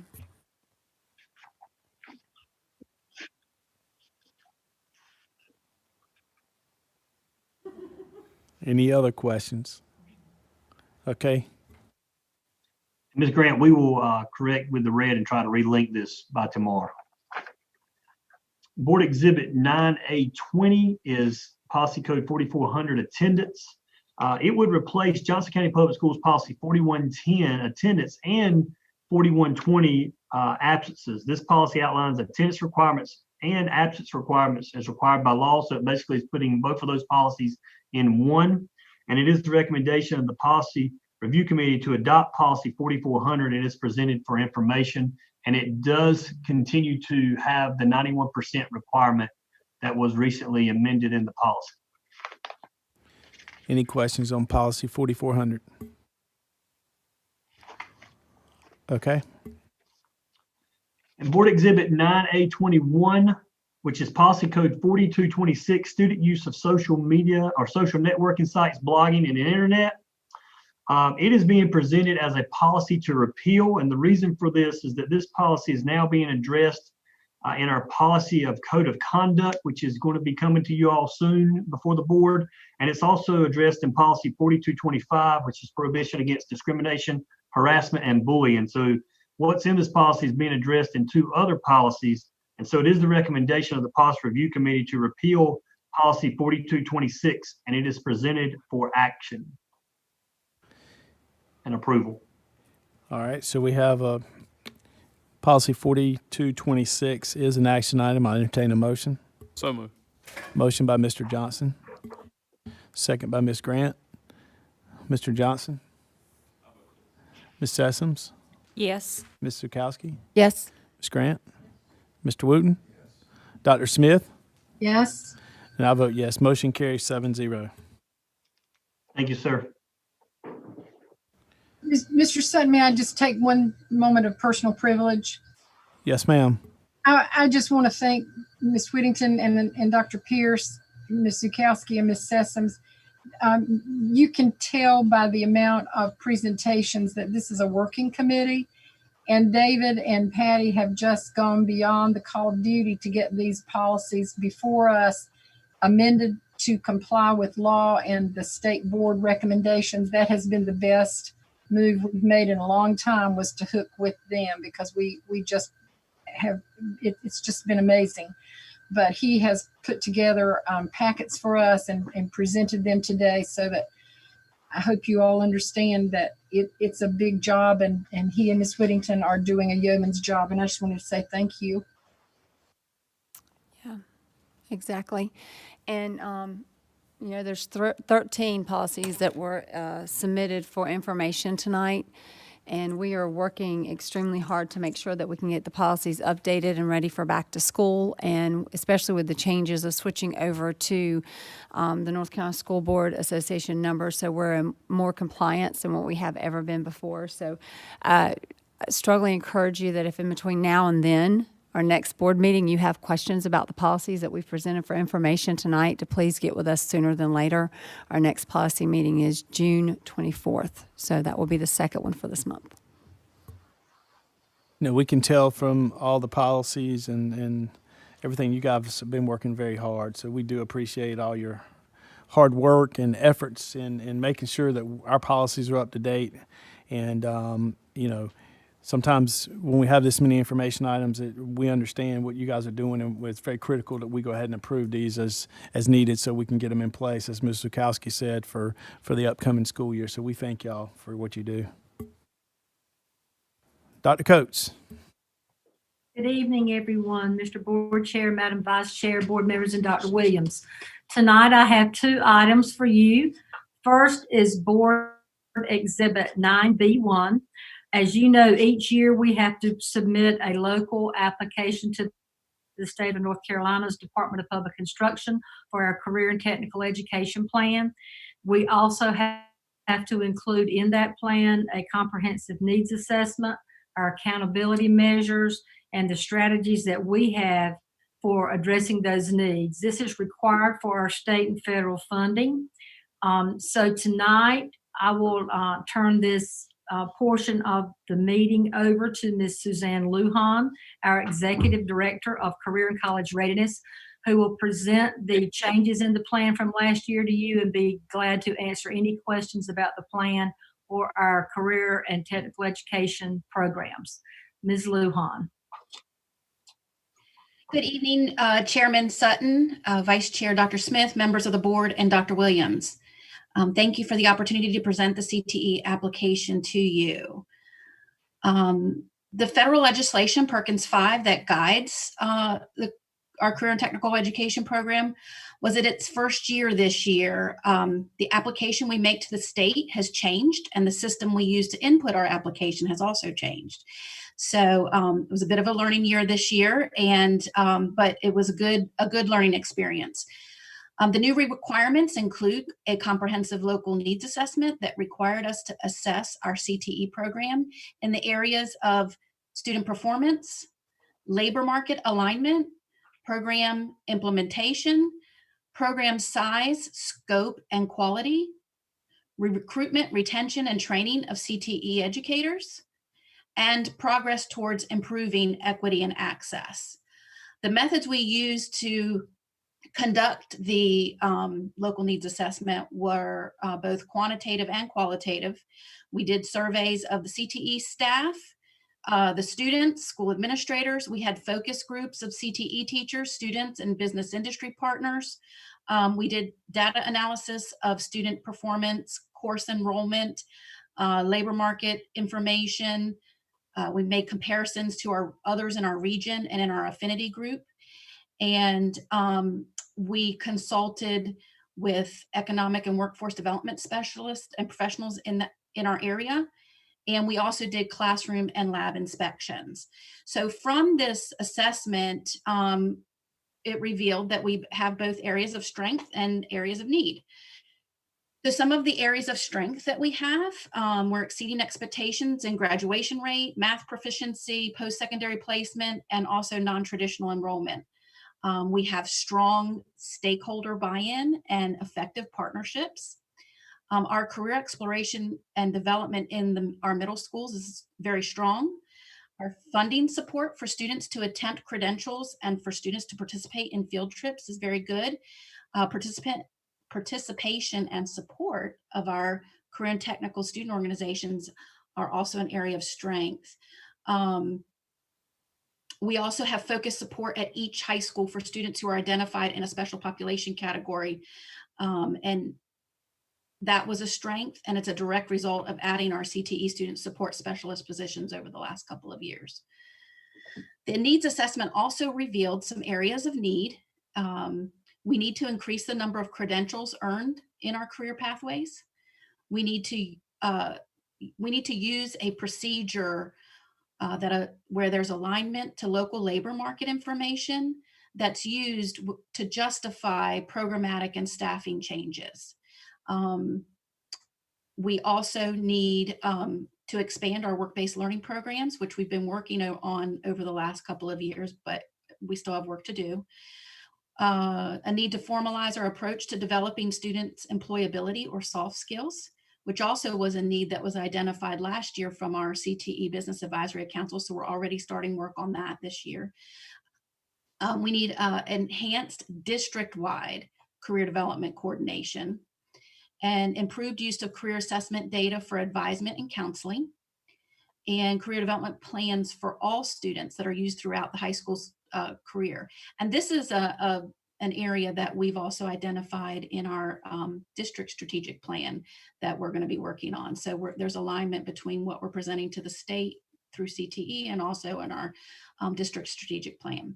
And a need for CTE central staff to receive relevant information from district exit interviews.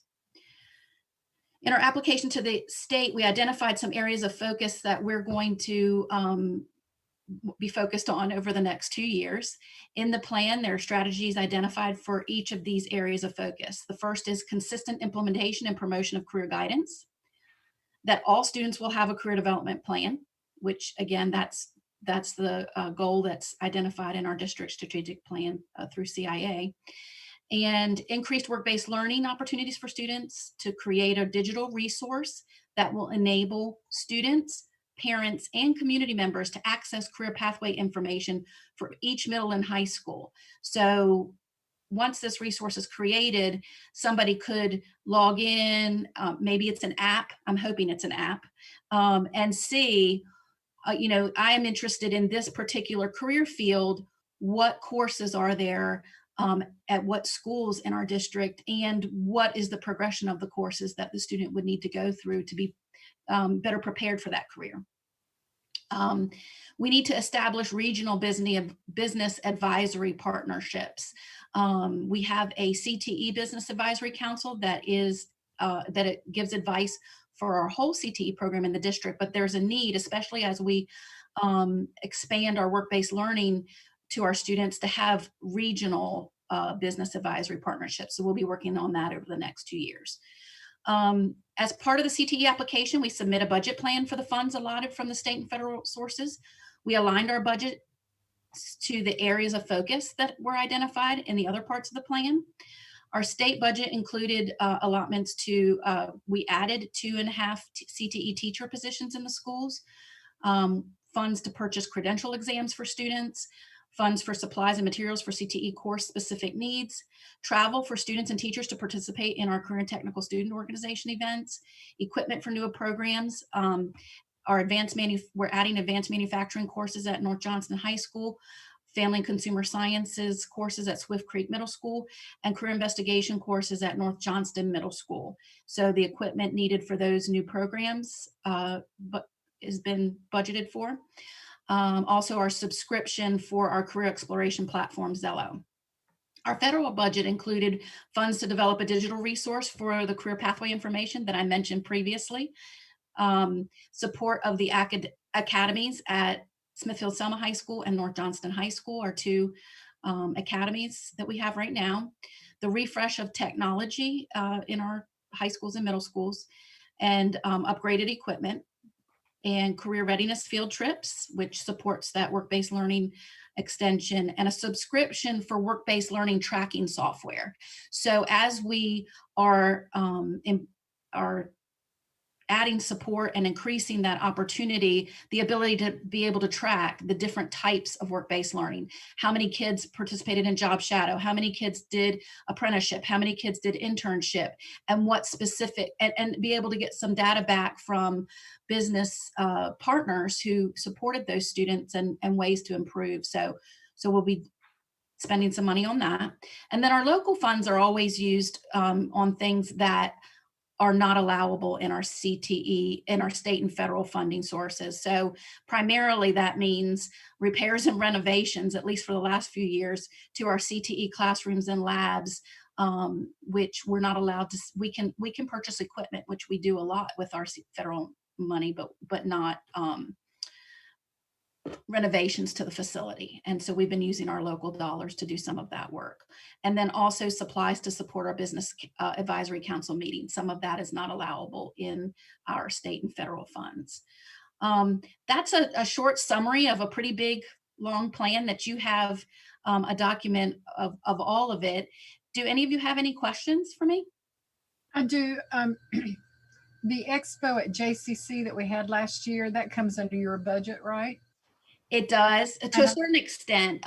We're very blessed that a big part of the cost of that event is supported by the business partners that participate. So the chambers and really the business partners, but the things like transportation to get the kids there to the event and substitute teachers that might be needed and some other minor things are, and of course the work of the staff that goes, the hours that the staff puts in to be able to support that event is funded by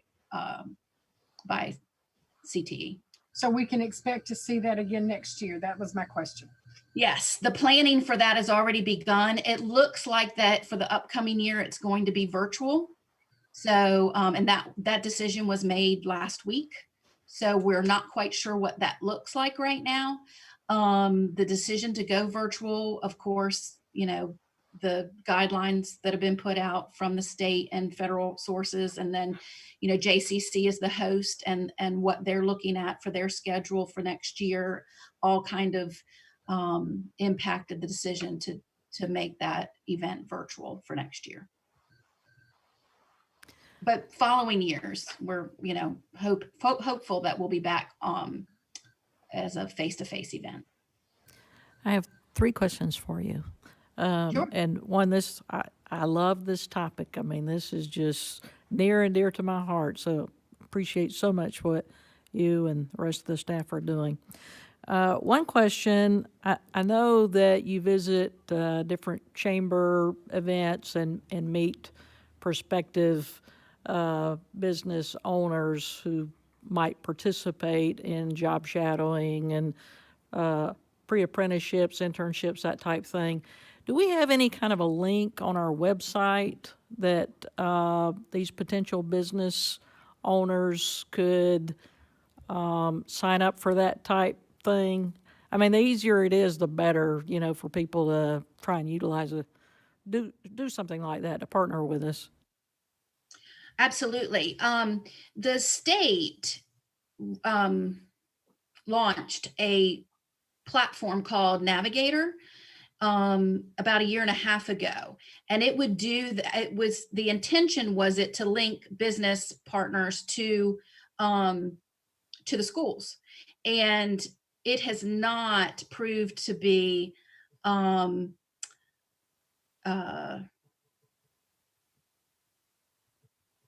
well used by the business community, even though we've advertised it pretty heavily. We even made it a requirement for participating in JoCo Works for all our business members, and you constantly touted it. And there was just some, I think it was more some technical issues with the platform that they used to create it and launch it that might hinder its use. So we are planning, the work-based learning software that I mentioned previously is going to have that capability. So we're using our funds to purchase that work-based learning. It will allow us to track our work-based learning, but will also allow us to interact with our business members and just provide a link to them to be able to input their information, and then our teachers will be able to access and be connected to partners. And business partners will be able to say, yes, I'll do field trips, or I'll be a guest speaker, or I'll host an intern, or there'll be that those options for the business partners to select. Wonderful, thank you. That's awesome. The other thing is, sometime last year, I don't remember when, and you touched on it when you spoke, we were given information that showed the number of students that were participating in all the different programs at all the different schools, the job shadowing, the pre-apprenticeships, that type thing. Will we see that again anytime in the near future? We're more than, we pull that information together into a CTE information packet that's usually ready by the 1st of August as school comes back in. And I'd be more than happy to provide a copy for information at a future board meeting. And then also, if you want me to present it, I'd be more than willing to do that. Personally, I would love to hear it again. I hope the rest of the board does. And then also, you mentioned some new programs that would be starting, add that in just so we know that it's coming. And when we received that information the last time, one of the items that was on there as a potential new program, which I know, to the best of my knowledge, has not gotten off the ground, and that was the aviation mechanics potential for that program with Blue Line Aviation, and then we were looking at, that wasn't working out so well, potential to partner with, maybe it was Wilson County or Wayne, I'm not sure, but Wayne County, okay. Any further movement on that program? At this point, we have not. You mentioned a few of the barriers there that we've experienced in getting that off the ground. But further, we did some work in conjunction with JCC in regards to aligning it to labor market information. So what jobs are there available out there in the area of aviation? And what that revealed was that the jobs in this area are more aligned with drone technology. So right now our aviation program that's at Cleveland, and in its first year, this past year of offering courses, will have just Aviation 1, Aviation 2 for the first 2 years, and then also add Drone Technology 1 and Drone Technology 2. Now, that doesn't mean that we won't be able to do the aviation mechanics area, but I think it's going to be more along the lines of maybe a work-based learning opportunity for students who have a specific interest for a smaller number of students, rather than a course or a program, because just the amount of need out there doesn't support an entire class, but it certainly could support a few students' particular interest. Sure. Thank you so much. Sure. Ms. Lujan, I just want to take a moment and invite the other board members to come and participate. I have the pleasure of being on the on the CTE Advisory Council. And I would invite all of you when we have our meetings to come, because we tour schools and just see amazing things that are happening for our kids, getting them ready for careers. And I also want to thank you for your emphasis on middle school, because middle school is not too early to start thinking about careers. So thank you for that. Any other questions or comments? This is an action item, so I'll entertain a motion. Motion by Mr. Wooten, second by Ms. Grant. Mr. Johnson, I vote yes. Ms. Sessoms, Yes? Ms. Zukowski, Yes. Ms. Grant, Mr. Wooten, Dr. Smith. Yes. I vote yes. Motion carries 7-0. At this time, we're going to take a 5-minute break before our next action item.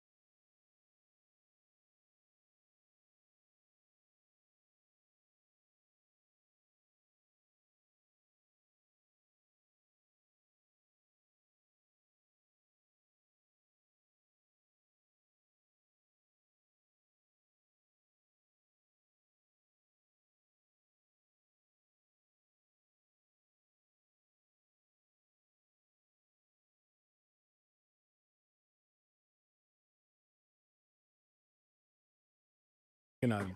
The second item I have for you tonight is Board Exhibit 9B2. This is a new contract with a company called ClassLink. And what this contract would do for us is any program or software package or anything that we have that requires a login. When we download this, if we were to purchase this program, it would require only one single sign-in. So what that would mean for us is that if you just think about the programs that students have to sign into, they have to sign into PowerSchool, they have to sign into Google Classroom, they might have to sign into Lexia, they might have to sign into a tutorial program. This would mean one sign-in, and then they have immediate access to everything that's applicable to them. The advantage to this program is, of course, obvious in our remote learning environment that we're in right now. One of the frustrations parents have expressed to us is that they just can't keep track of all the passwords and logins for their children. But another huge advantage to this is that it is customizable for each school's needs. In other words, high schools would not see elementary programs. If a school had a particular program like an online access for Fire Science Academy, I'm just making that up, the schools that had that program would see this. It's an outstanding opportunity for us to really make remote learning more user-friendly, more applicable, which would mean higher engagement for our teachers and our students and our parents. The total cost for this contract is $101,000, a little over that for 2 years. It would not require any additional local funding and would be paid for exclusively by monies allotted to us out of the CARES Act appropriations. So I'm requesting approval of this contract pending the submission of the application and the Board Attorney's approval of the terms of the contract. I'll entertain a motion. Motion by Mr. Johnson, second by Ms. Grant. Roll call with Mr. Wooten. I'm sorry. Go ahead. I'm curious, does the county have any other SSO software at all? Is this the first time we've moved into a single sign-on user application for our district? I'm sorry, I could not hear clearly the question. We have looked at another product, but we've evaluated two. If that was the question, I could not understand. I'm sorry. No, you're fine. Can you hear me now? Yes. Okay. I was asking, because I don't know the history of SSO sign-ons for our district. Have we ever had a software program like this for our school system? We have attempted to utilize Clever, which was, but we had Clever. It was not always working this year and had difficulty with it. To my knowledge, since I've been at Central, that's the only one we've looked at.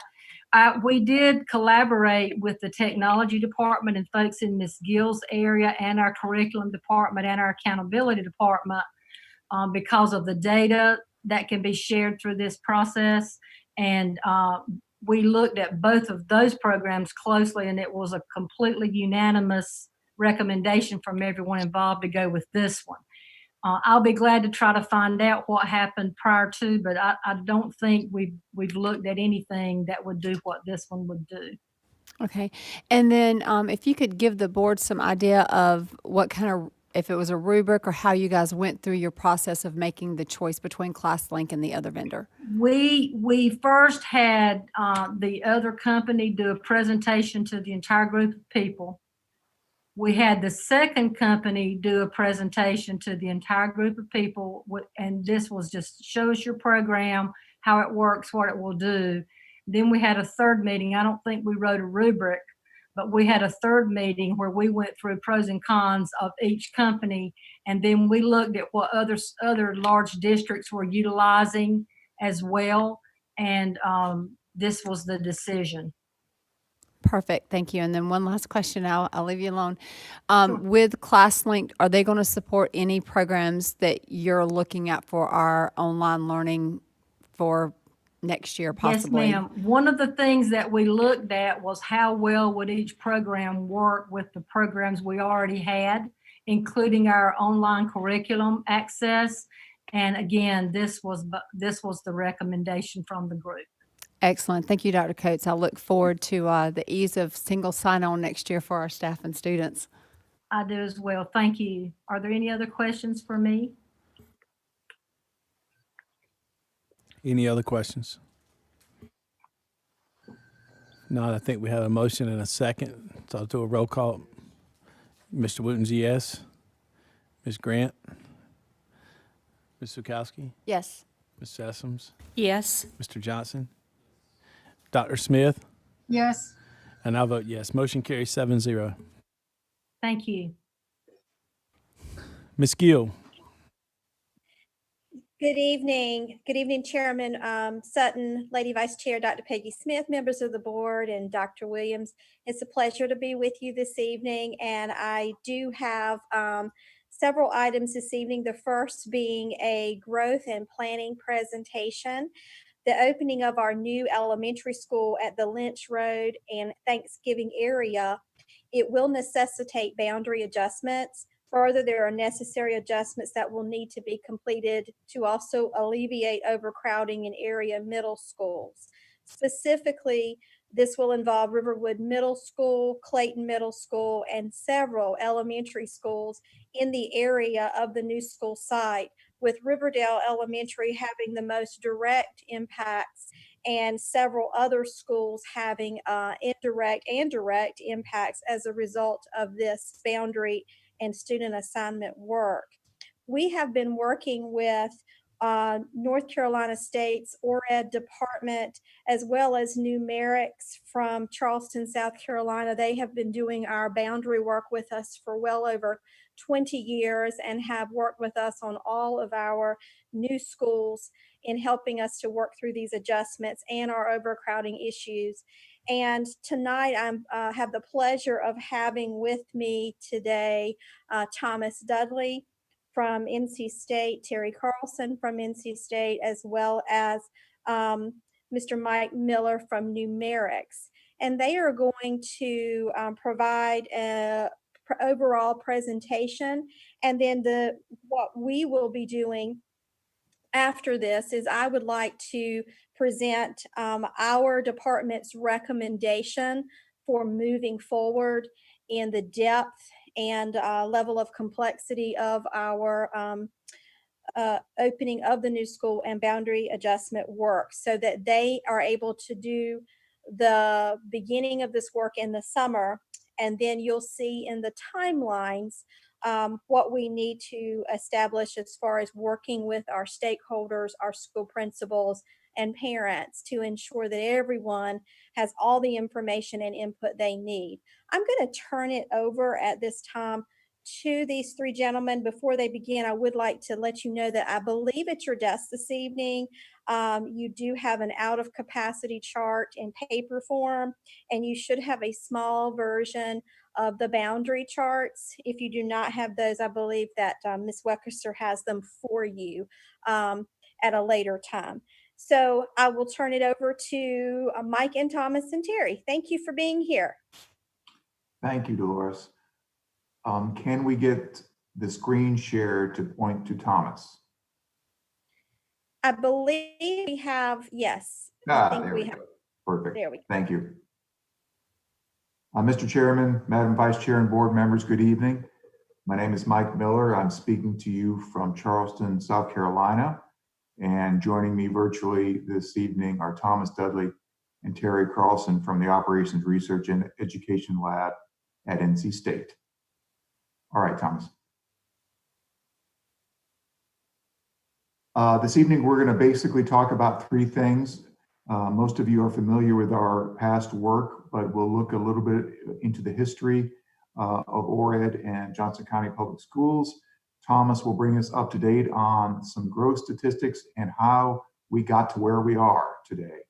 And then we'll get into the meat of the presentation and talk about the first steps required to build attendance areas for the new elementary school and adjustments for the middle school. Okay, Thomas.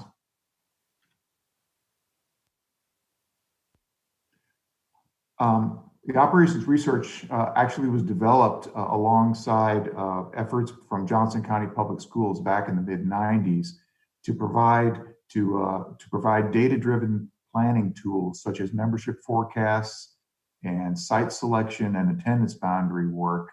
And they've been working on that same methodology ever since. Numerics was formed about 4 years ago. I moved to Charleston to provide some of the same services down here to schools in South Carolina, and continuing to work with schools in North Carolina and Virginia as well. All right, Thomas. As I mentioned, ORED and Johnson County Public Schools have been working together since the mid-90s. Actually, Dr. Jim Cosby was instrumental in some of the early development of planning tools now used by ORED. Since that time, the membership of Johnson County Public Schools has more than doubled. It's grown by more than 21,000 students as of 2019. Those tools that Dr. Crosby helped develop use optimization processes. ORED has provided optimal sites for new elementary schools, and one of those sites we're going to be looking at today, the Lynch Road site, was a product of that process.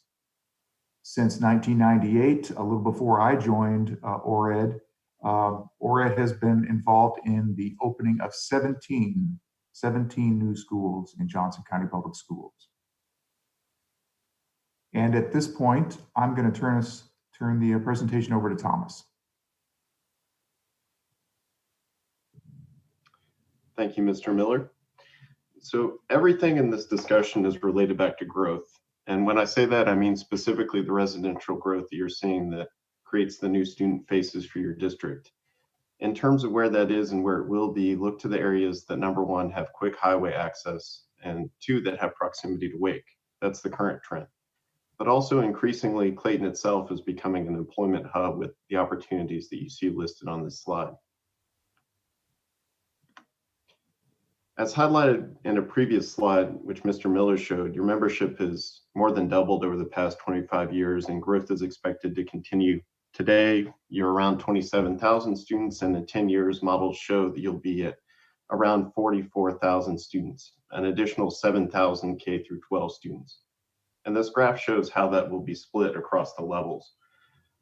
You'll notice a lot of that growth is at the elementary level, and that highlights the reality that it'll be young families moving in with young children driving that elementary school growth, and then those students then age up through the system.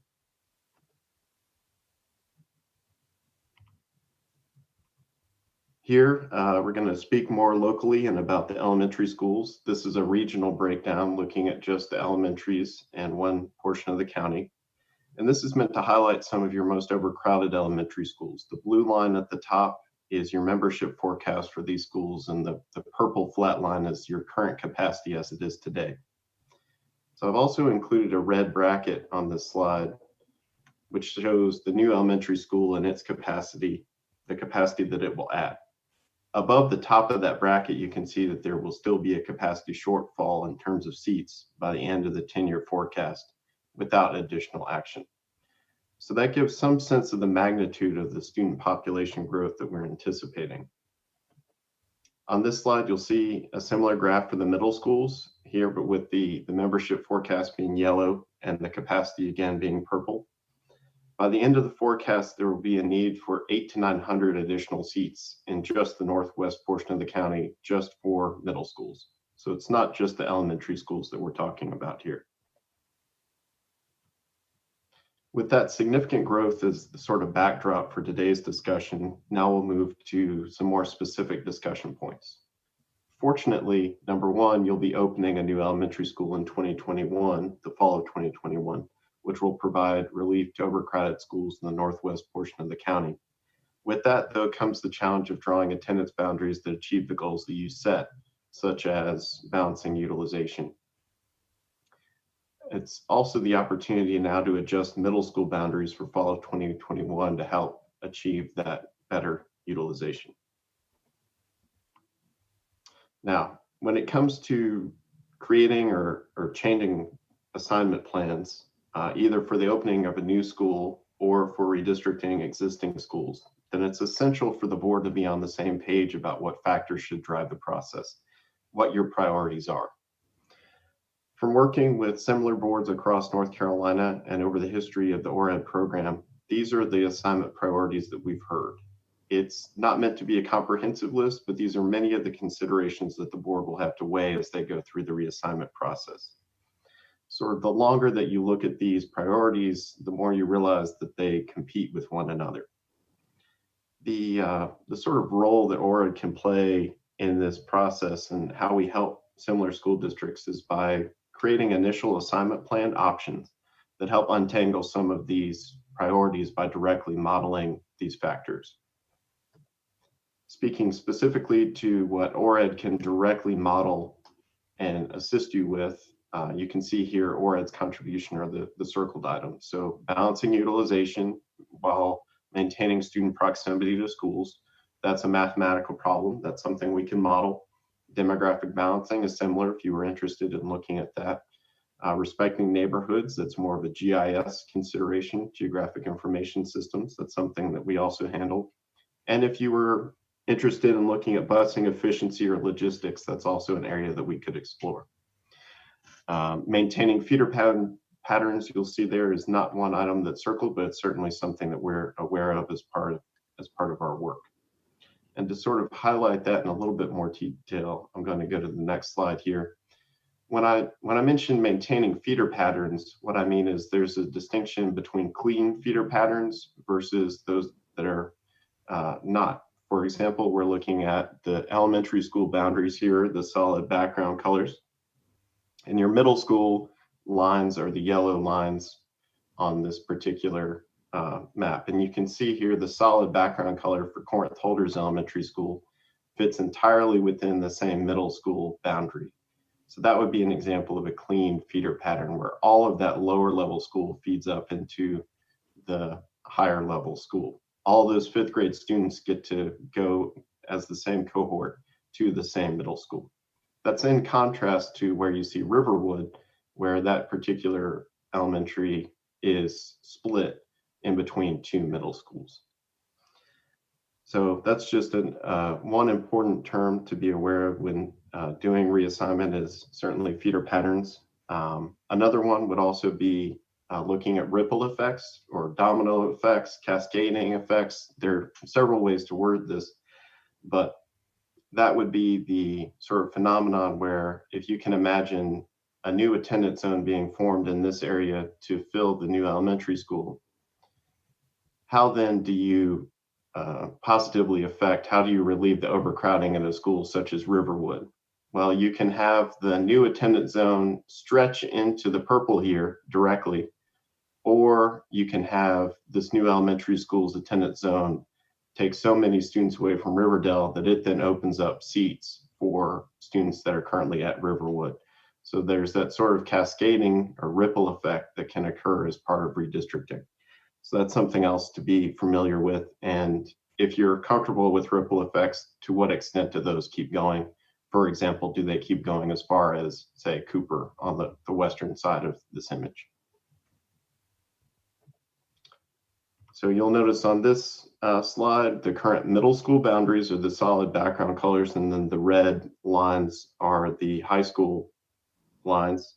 And of course, this warrants further discussion and the line in between Riverwood and Clayton Middle Schools. So with that, and before handing it back over to Mr. Miller, I'd like to just pause for a moment to ask if there are any questions for us at this part of the presentation.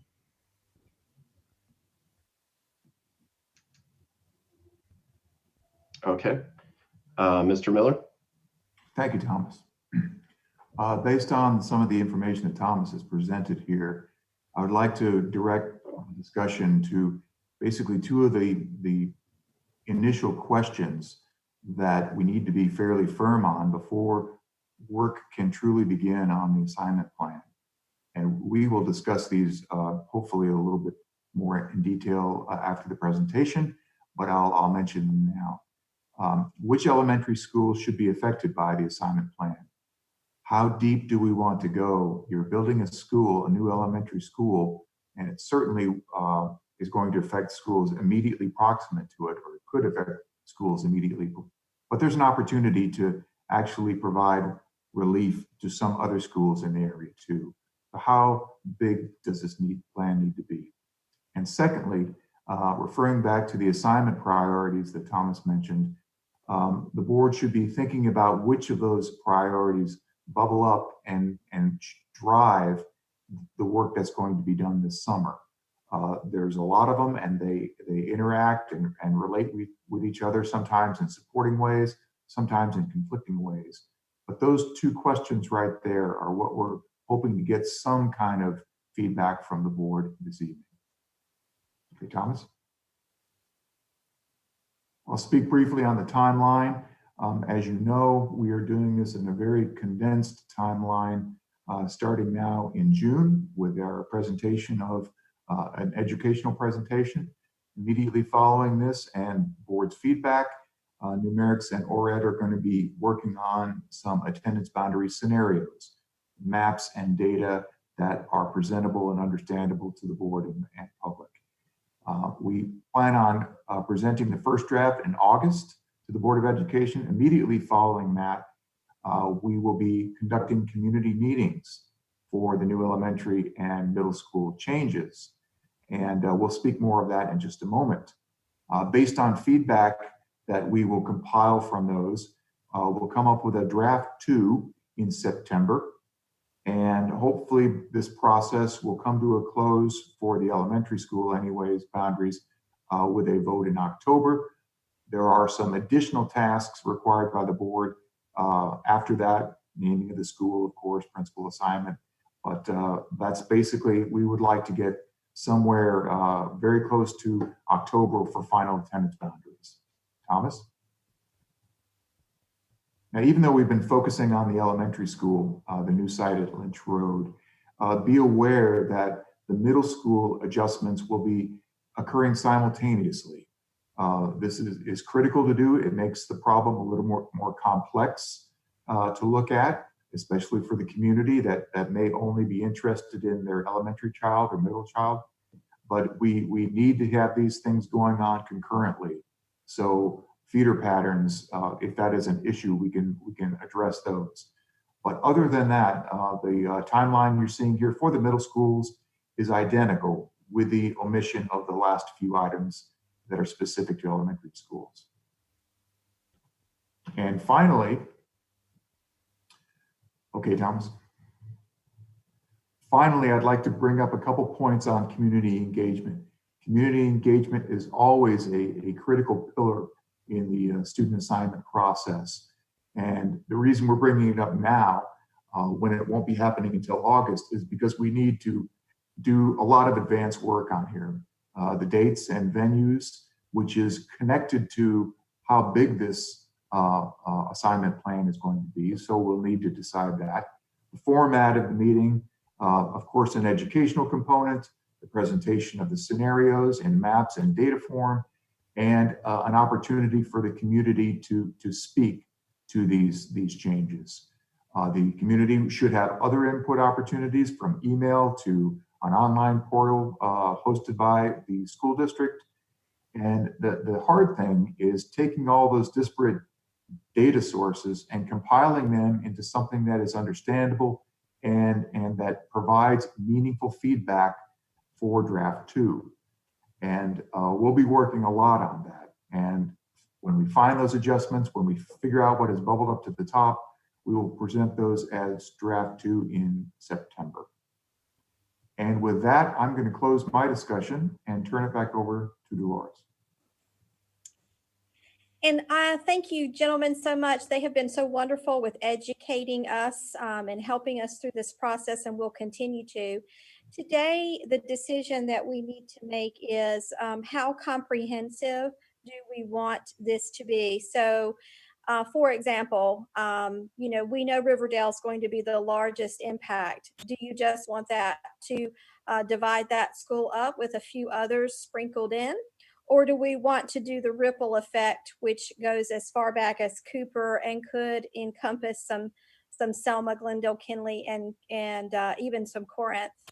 And our recommendation as an operations department for the elementary side is to take this opportunity to be as comprehensive as we can during this process, which then will set the work ahead for ORED. And then also on the middle school side, we know that primarily we're looking at Clayton Middle School and Riverwood Middle, but there could be some potential impacts in relation to Archer Lodge also has an expansion heading its way in the bond with, I believe, 12 or 18 classrooms. Brooks can correct me, but it still is in an overcrowding status as well. Our recommendation, and then in working through our education sessions and listening to some input that's been provided, is that we take this opportunity to do it in a comprehensive manner. And so I'd like to put that before you today as a decision. And then I would like to add to you that just for folks who are watching our meeting, Johnston County Public Schools has a long history of a grandfathering practice for looking at the highest grade in the school and having the opportunity for parents to provide their own transportation and allow students in the highest grade, in this case it would be 5th grade, to remain at the school if they provide transportation. And we talk about that. We also, after today, with your decisions, would begin to work as early as tomorrow with the affected principals and providing them the same level of education session, and then began to work between both my operations side of my department and the communication side of my department to work out the venue, the logistics, the input format, and selecting dates. Certainly with COVID and wherever we are in that may have some bearing on how we present information to our public, but we want our principals to be able to work with their school and parent leadership and communities to understand that this community engagement meeting, these meetings, this process, we're going to be certainly paying very close attention, and that after the first set of data that you get about potential boundaries, that would certainly not be the final time. That it would be after our communities affected had seen this data that we would make additional revisions to that based upon their input. So our decision that I have before you is our recommendation is to be very comprehensive, but I'd like to hear any questions you have, input, and then I'll turn it over to you, Chairman Sutton, for any decision so we can move forward with our work. Any questions or comments? Ms. Gill, when you say comprehensive, you mean inclusive of other schools outside of Riverdale to maybe explore those options? Is that what you're leaning to when you say comprehensive? I want to grasp that concept. Yes. So if we're thinking about when Thomas was talking about Riverdale is the closest to the Lynch Road site. So obviously with its overcrowding status, a good portion of students there have a direct impact. But when you pull a certain number of students from there, you still have available seats at Riverdale. So then you can go to Riverwood, which is also overcrowded, and you can begin to put students into Riverdale, not overcrowded, but adjusting seats. And then when you do that, it opens up seats at Riverwood. And then you can begin to go as far as Cooper, who is also in an overcrowded status. So we call that rippling, cascading, but that's when you go deep. And on the other side of the district, Corinth Holders is a growing area, and believe it or not, it is going into overcrowding status. So you can take a look at it. And then there's some pockets of Selma, because this school district has maintained the neighborhood school concept, going to the school closest to them. And there are some areas right across the road from this school where kids go to Selma, which they may be closer to going to Lynch. So that's that comprehensive look. Did I answer the question too much or too? Too much. Yeah, but I appreciate you being I appreciate you being comprehensive about your meaning of comprehensive. But I think that it's fair to say that, and we've all heard this about certain areas in the county getting all the new stuff. So by us being comprehensive, Ms. Gill, I think that that shares the wealth and new facilities and things of that nature. So by doing it this way, I think we're exploring the best option. So I'm all for it. Your comprehensive ideals, ma'am. I'm in You know agree. me, I always overtalk it all. I'm in, go ahead. Ms. Gill, you and I talked about this before as well, but, we're projected to have 10 schools over capacity next year and 7 close behind. It's going to be a while before we can build another elementary school because we need a high school. So we've got to balance the schools as best we can because we have schools that are under capacity. So, we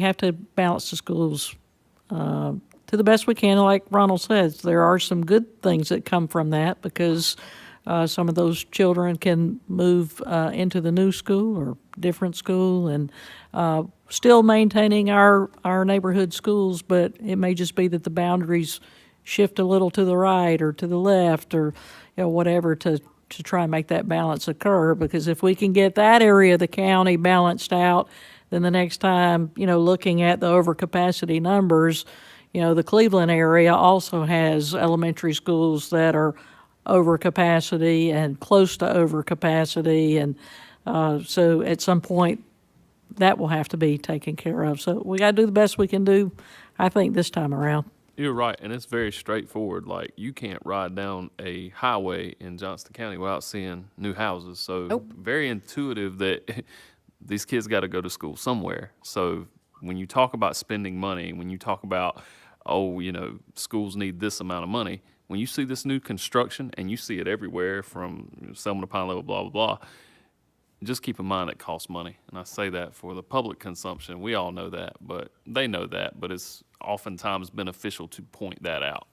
Well, in addition to that, Mr. Johnson, I don't know if anybody saw today that Grief Falls is going to add millions of dollars into their business and create over 300 and some odd jobs, which is wonderful.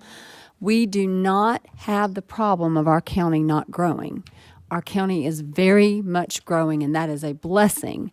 However, it terrifies me, as I'm sure it does the other school board members, that we're getting ready to put an elementary school on that side of the county where Grief Falls is at.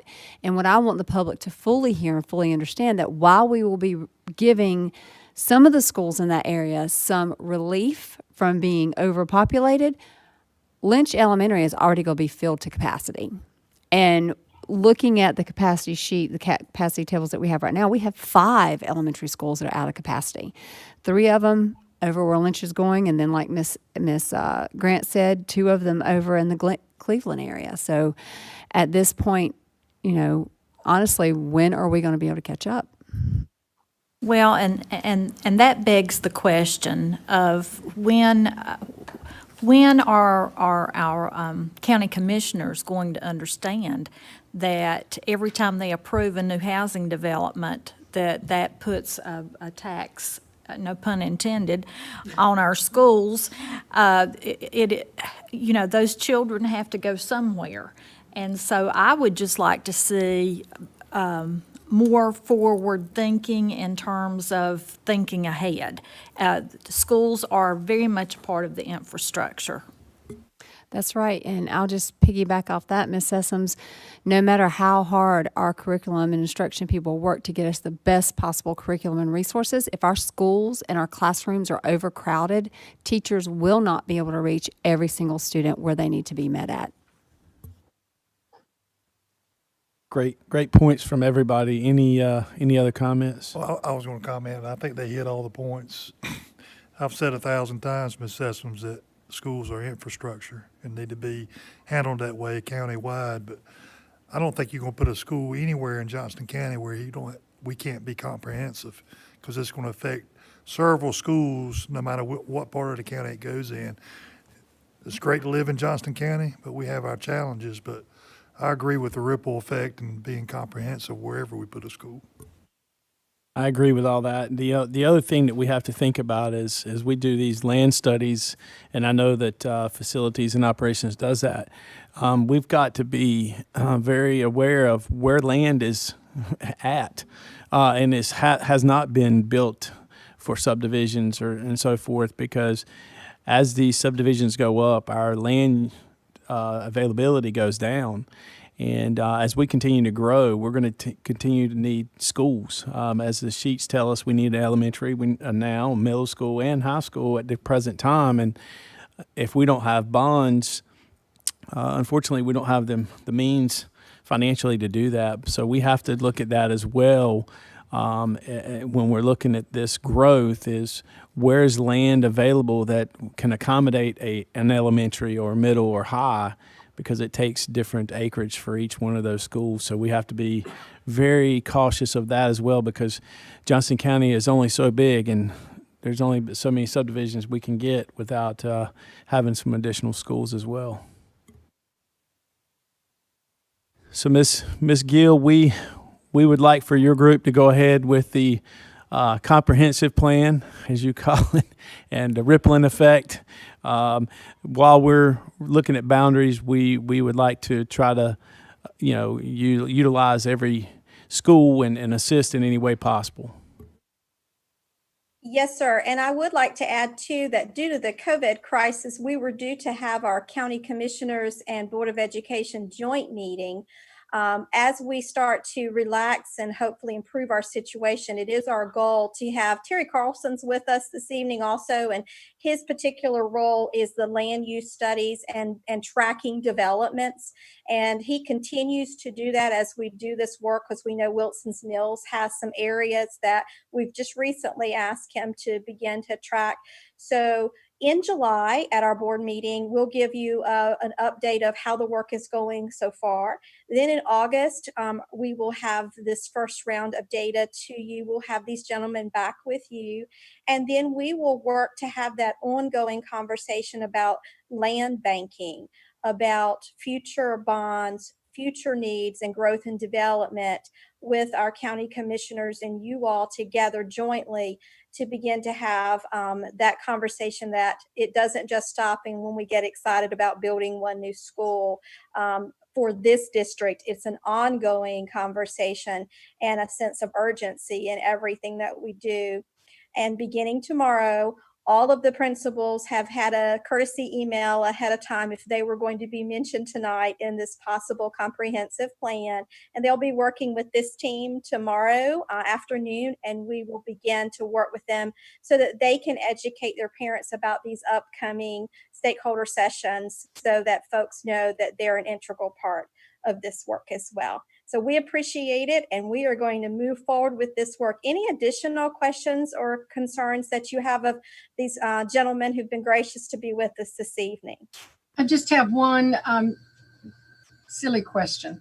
Will there be a groundbreaking as is traditional with our district? Yes, ma'am. We would have already have had it. Brooks is here with us this evening. And just as soon as we get Dr. Bracy in, we would like to go ahead and have a groundbreaking for that. We might actually have a couple of pieces of steel up by then. I told Brooks I thought that would be neat. But yes, ma'am, that is. And we do also need to have a ribbon cutting for two other areas, which is our Corinth Holders High School edition was supposed to have been done in late spring. That is finished. And then we should have the Princeton project complete. And so that's going to be a good segue in a minute for Brooks to be able to tell you some updates with all of our bond projects. All right, great. That leads us into the construction updates. Thank you. The next item is Board Exhibit 9C2, a construction overview of our bond 2018. Projects are well underway utilizing the 2018 bond funds. We do have a presentation that is being presented to you this evening by Mr. Brooks Moore. I always like to take this opportunity to thank him for his tireless efforts. He handles so many things, and he does a tremendous job working with all of our construction folks, and I appreciate him so much. And we're going to turn it over to you because he's got some great drone shots, and this is going to be fun. So take it away, Mr. Moore. All right. Thank you, Ms. Gill, and good evening, Mr. Chairman, Madam Vice Chair, members of the board, Dr. Williams. It is good to be back with you. It's been quite a while since my last update. I think it was January, but we have never the less pursued on, and we have been working hard. And the first project is the Clayton High School. Next slide, please. We are well underway there with the field house. If you go, yeah, there you go. It's a nice drone picture. As you can tell, that project is progressing quite well. We have taken advantage of some great weather the past couple of months, and the steel's up, the roof is started, the framing is up, the brick is going, the roughing, everything, mechanical, electrical, plumbing, that side is crawling. So, and also with school being dismissed early, we were able to turn the CTE building over, which is right next door to what you're looking at now. That is the ag shop, the horticulture, animal science, all of that in there. And we have abated some asbestos. We gutted the whole building, and we are starting on the metal roof retrofit on top, and also new wiring, air conditioning, the whole nine. So looking forward to what that building looks like, and actually getting to start early with great weather. We're hoping to have that building to turn back over to the CTE department at Christmas instead of summer 2021. So that is a great opportunity. Moving on to the new Thanksgiving area elementary school. As you know, back in April, we got started with that, and Wimco is the prime contractor, but Providence Construction of Clayton is doing the site work, and they took advantage of April and May's nice wet weather. And as you see here, they got the clearing done, erosion control done. And I am excited to say in 28 days, exactly 4 weeks, they had the first building pad ready, which is one of the great things about our model school design is that with that first building pad, we can start the concrete, we can start under slab, rough in, all of that. And actually this week they got the second building pad done. So the concrete guys, et cetera, can just continue to roll on to that building pad, and it is going to come up quick. So that's why I've been saying, let's have a groundbreaking, because we're fixing to have steel flying. But understand the whole deal there, and certainly want Dr. Bracey involved with us with that one. Next project, please, at Princeton High School. This is the new turf field for the middle high school. Soccer, football, all, like so many teams call this one field home, and there's no practice fields. There's only outfields of baseball fields and stuff for them. But this one started in March, and this picture is as of May 28th, but if you ride by Princeton High School now, it looks much different. The turf was delivered last week, and they are about done. So it looks really good. Next slide, please. North Johnson High School. We have wrapped up the competition gym HVAC project there. 40 tons of additional capacity was added. New ductwork, everything. So I look look forward to coming up next month, hopefully having graduation in there, maybe, depending on what the decision is there. But what you're looking at now is a separate project at North Johnson High School. This is the front entrance improvements project. And this is a new front entrance, which also provides ADA access to the front of the school and the office area. So the steel's up, the frame is done. They are starting on the roof, and that one is coming along well. Looking at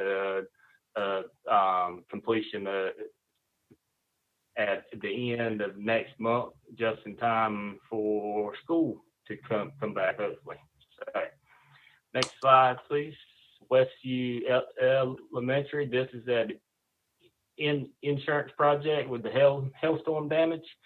We held the pre-construction meeting a couple weeks ago, and after some discussions, we have the contractor starting next month, and they will be starting on the front building, the admin buildings first, so that it is complete and done before school starts and will not have any effect to the carpool and parking and all that goes on at the front of our schools. Also, as you learned last board meeting, we are working with the NCDOT on the I-5111 project, which is the 40 widening. We're working on getting them started there behind the school with the exit ramp to Cleveland Road, and negotiating the right-of-way purchase as well. Next slide, please. From a facility standpoint, we are in the process of adding 5 mobile classrooms to account for the growth and additional allotments we are adding for the 2020-2021 school year. And we're also benefiting some from the addition at Court Holders High School, and are taking advantage of relocating a couple of their mobile units to help offset some additional lease rates. We also have started on the ADA lift at South Johnson High. Area is prepped, and the lift is actually in the fabrication now, and we expect it next week. So that is coming together, and as always, we are doing our gym floor maintenance, buff and coating all of our gym floors, but also we are doing a complete sand and redo to the Triple S High and Meadow gyms, and we are replacing the carpet in the multi-purpose gym at Polenta with new padded sports flooring. And I must say, with that last one there, hats off to our facility staff. Those guys have worked March, April. They have had no issue socially distancing amongst our 45 schools. But hats off, those guys have worked, taken advantage of this time. I mean, this has been like an additional summer to us. So many things that we typically cannot complete within a summer, we have been able to start and will complete, like so much preventative maintenance. So hats off and to those guys. Lots of hard work there. Last but not least, it's been a while, so I wanted to update you about a few of the completed projects. We wrapped up the 24 classroom addition at Court Holders, and we actually got to spend a couple of weeks in there before school was canceled. And recently we have completed the security vestibules project, which, as you know, has provided numerous improvements across our campuses district-wide. Couple of punch list items there, but all in all, everything is complete. So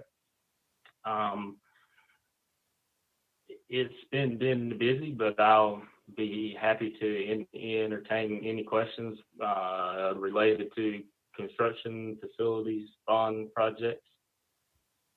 Any questions? Mr. Moore, the sale of the next bond that occurs this month, doesn't it, from the county? That's The right. second part. Yes, ma'am. Okay. Do you know how much that is? You've got that number, right? We talked about that. Yes, the county sold 20 million of the $80 million, but keep in mind that this year we are getting 18.5 million, and the JCC is getting 1.5 million. Any questions that you all have? We hope you've enjoyed this particular section to see just how much work is getting done behind the scenes. And so entertain any questions you have.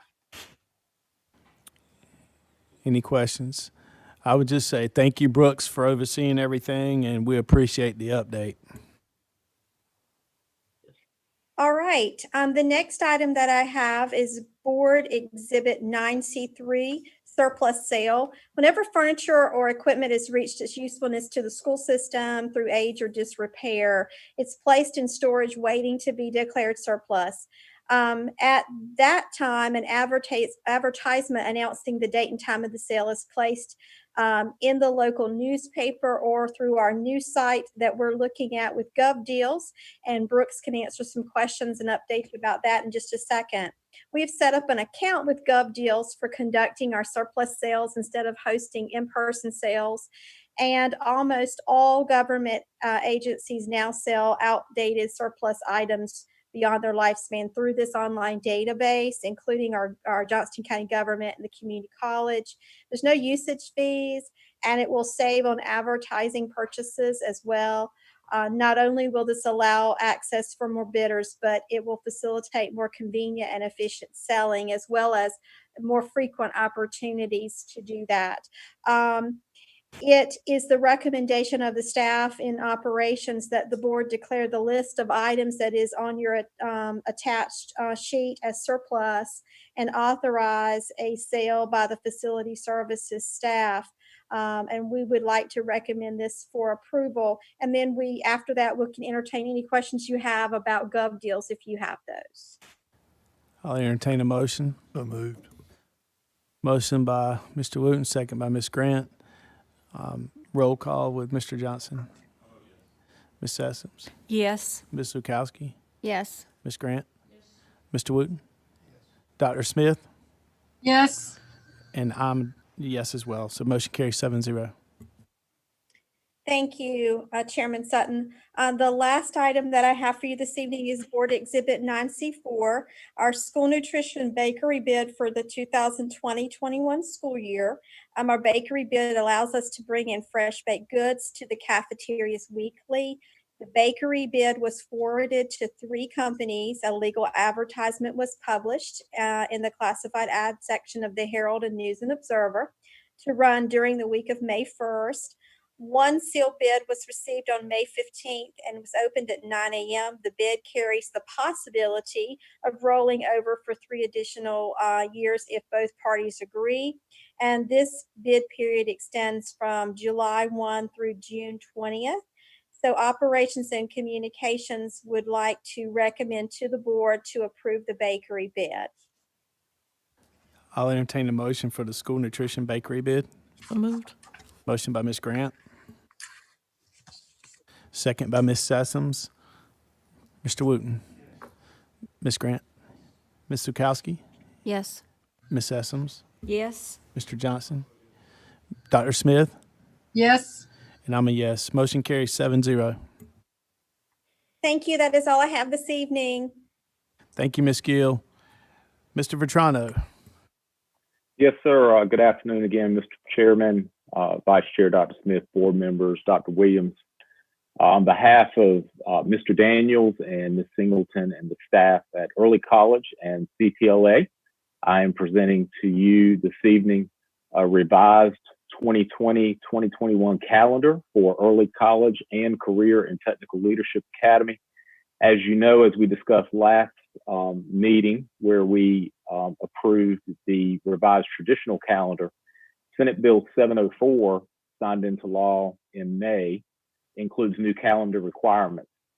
The calendar for early college and CTLA has been revised to comply with these new calendar requirements within Senate Bill 704. And this calendar is presented to you for your consideration and approval today. I'll entertain a motion for the revised 2020-2021 EC CTLA calendar. Second. Motion by Mr. Johnson, second by Ms. Zukowski. Any questions?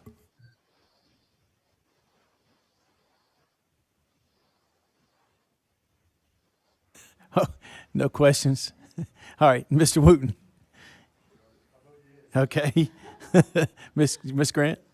Ms. Zukowski? Yes. Ms. Sessoms? Yes. Mr. Johnson? Dr. Smith? Yes. I'm yes. Motion carries 7-0. All right. Thank you, Mr. Chairman. That's all I have. Dr. Williams? Mr. Chairman, I would like to ask if we would to please make an amendment to the agenda under my section to add item O, the superintendent's personnel report. I entertain a motion. Second, motion by Ms. Zukowski, second by Mr. Johnson. Mr. Wooten, Ms. Grant, Ms. Zukowski, Ms. Sessoms, Mr. Johnson, Dr. Smith. Yes. I'm yes. 7-0. Motion carries 7-0. At this time, Mr. Chairman, I would like to ask for approval of the superintendent's recommendations as found under the superintendent's personnel report. I'll entertain a motion.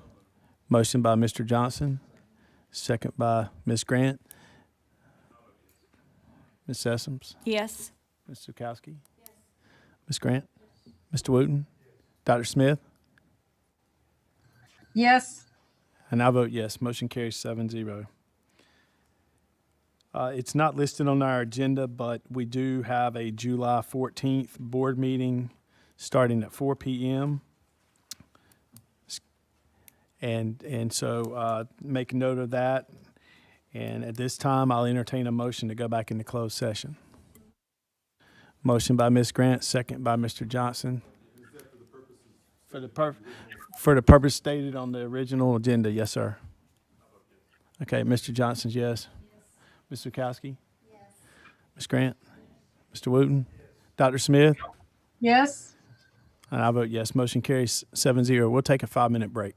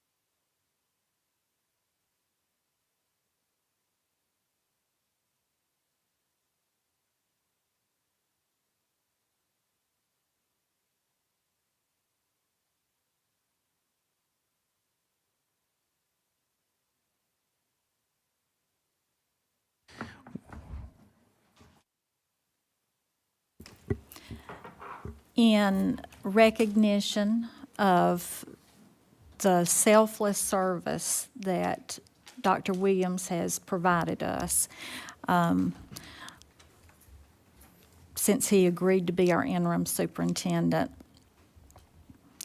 I make a motion that we compensate Dr. Williams with a bonus of $12,500. I have a motion on the floor. I second it. I have a motion by Ms. Sessoms. I have a motion on the floor and a second by Mr. Wooten. Some discussion. Any discussion? I would like to say that when Dr. Williams agreed to be our interim superintendent, he did so selflessly. He did not ask for a pay increase, even though he certainly took on a ton more responsibility. As I'm sure you found, Dr. Williams, that's a tough seat to sit in over there, and you've sacrificed your family time. You've stepped up to the plate and did so without accepting a pay increase, and I just believe that you deserve that. Any other discussion? I'll do a roll call vote. Mr. Johnson? I vote yes. Ms. Sessoms? Yes. Ms. Zukowski? Yes. Ms. Grant? Yes. Mr. Wooten? Yes. Dr. Smith? Yes. I vote yes. Motion carries 7-0. Thank you. Thank you so much for doing that. That means a lot to me, and I'm very appreciative of that because I know what I agreed to whenever I came in, and you didn't have to do that. And I appreciate just that show and that demonstration. And, you know, again, I don't know what else to say, but thank you. I appreciate it. All of you. Thank you so much. We appreciate you as well. Thank you, Dr. Williams. At this time, I'd like to make a statement. At the request of the school board members, I followed up with Dr. Cosby to clarify school system's position about the investigation of athletic recruiting and graduation credits.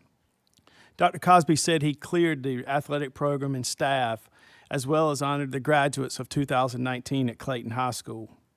At this time, I apologize for the uncertainty for Dr. Jones, the parents, students, staff, and the community of Clayton.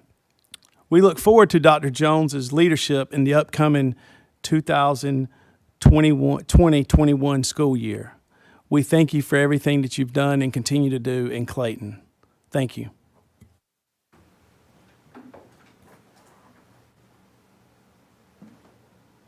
At this time, I entertain a motion to adjourn. So moved. Second. Motion by Mr. Wooten, second by Ms. Grant. Roll call, Mr. Wooten. Yes. Ms. Grant. Yes. Ms. Zukowski. Yes. Ms. Sessoms. Yes. Mr. Johnson. Oh, yes. Dr. Smith. Yes. Okay, and I vote yes. Motion carries 7-0.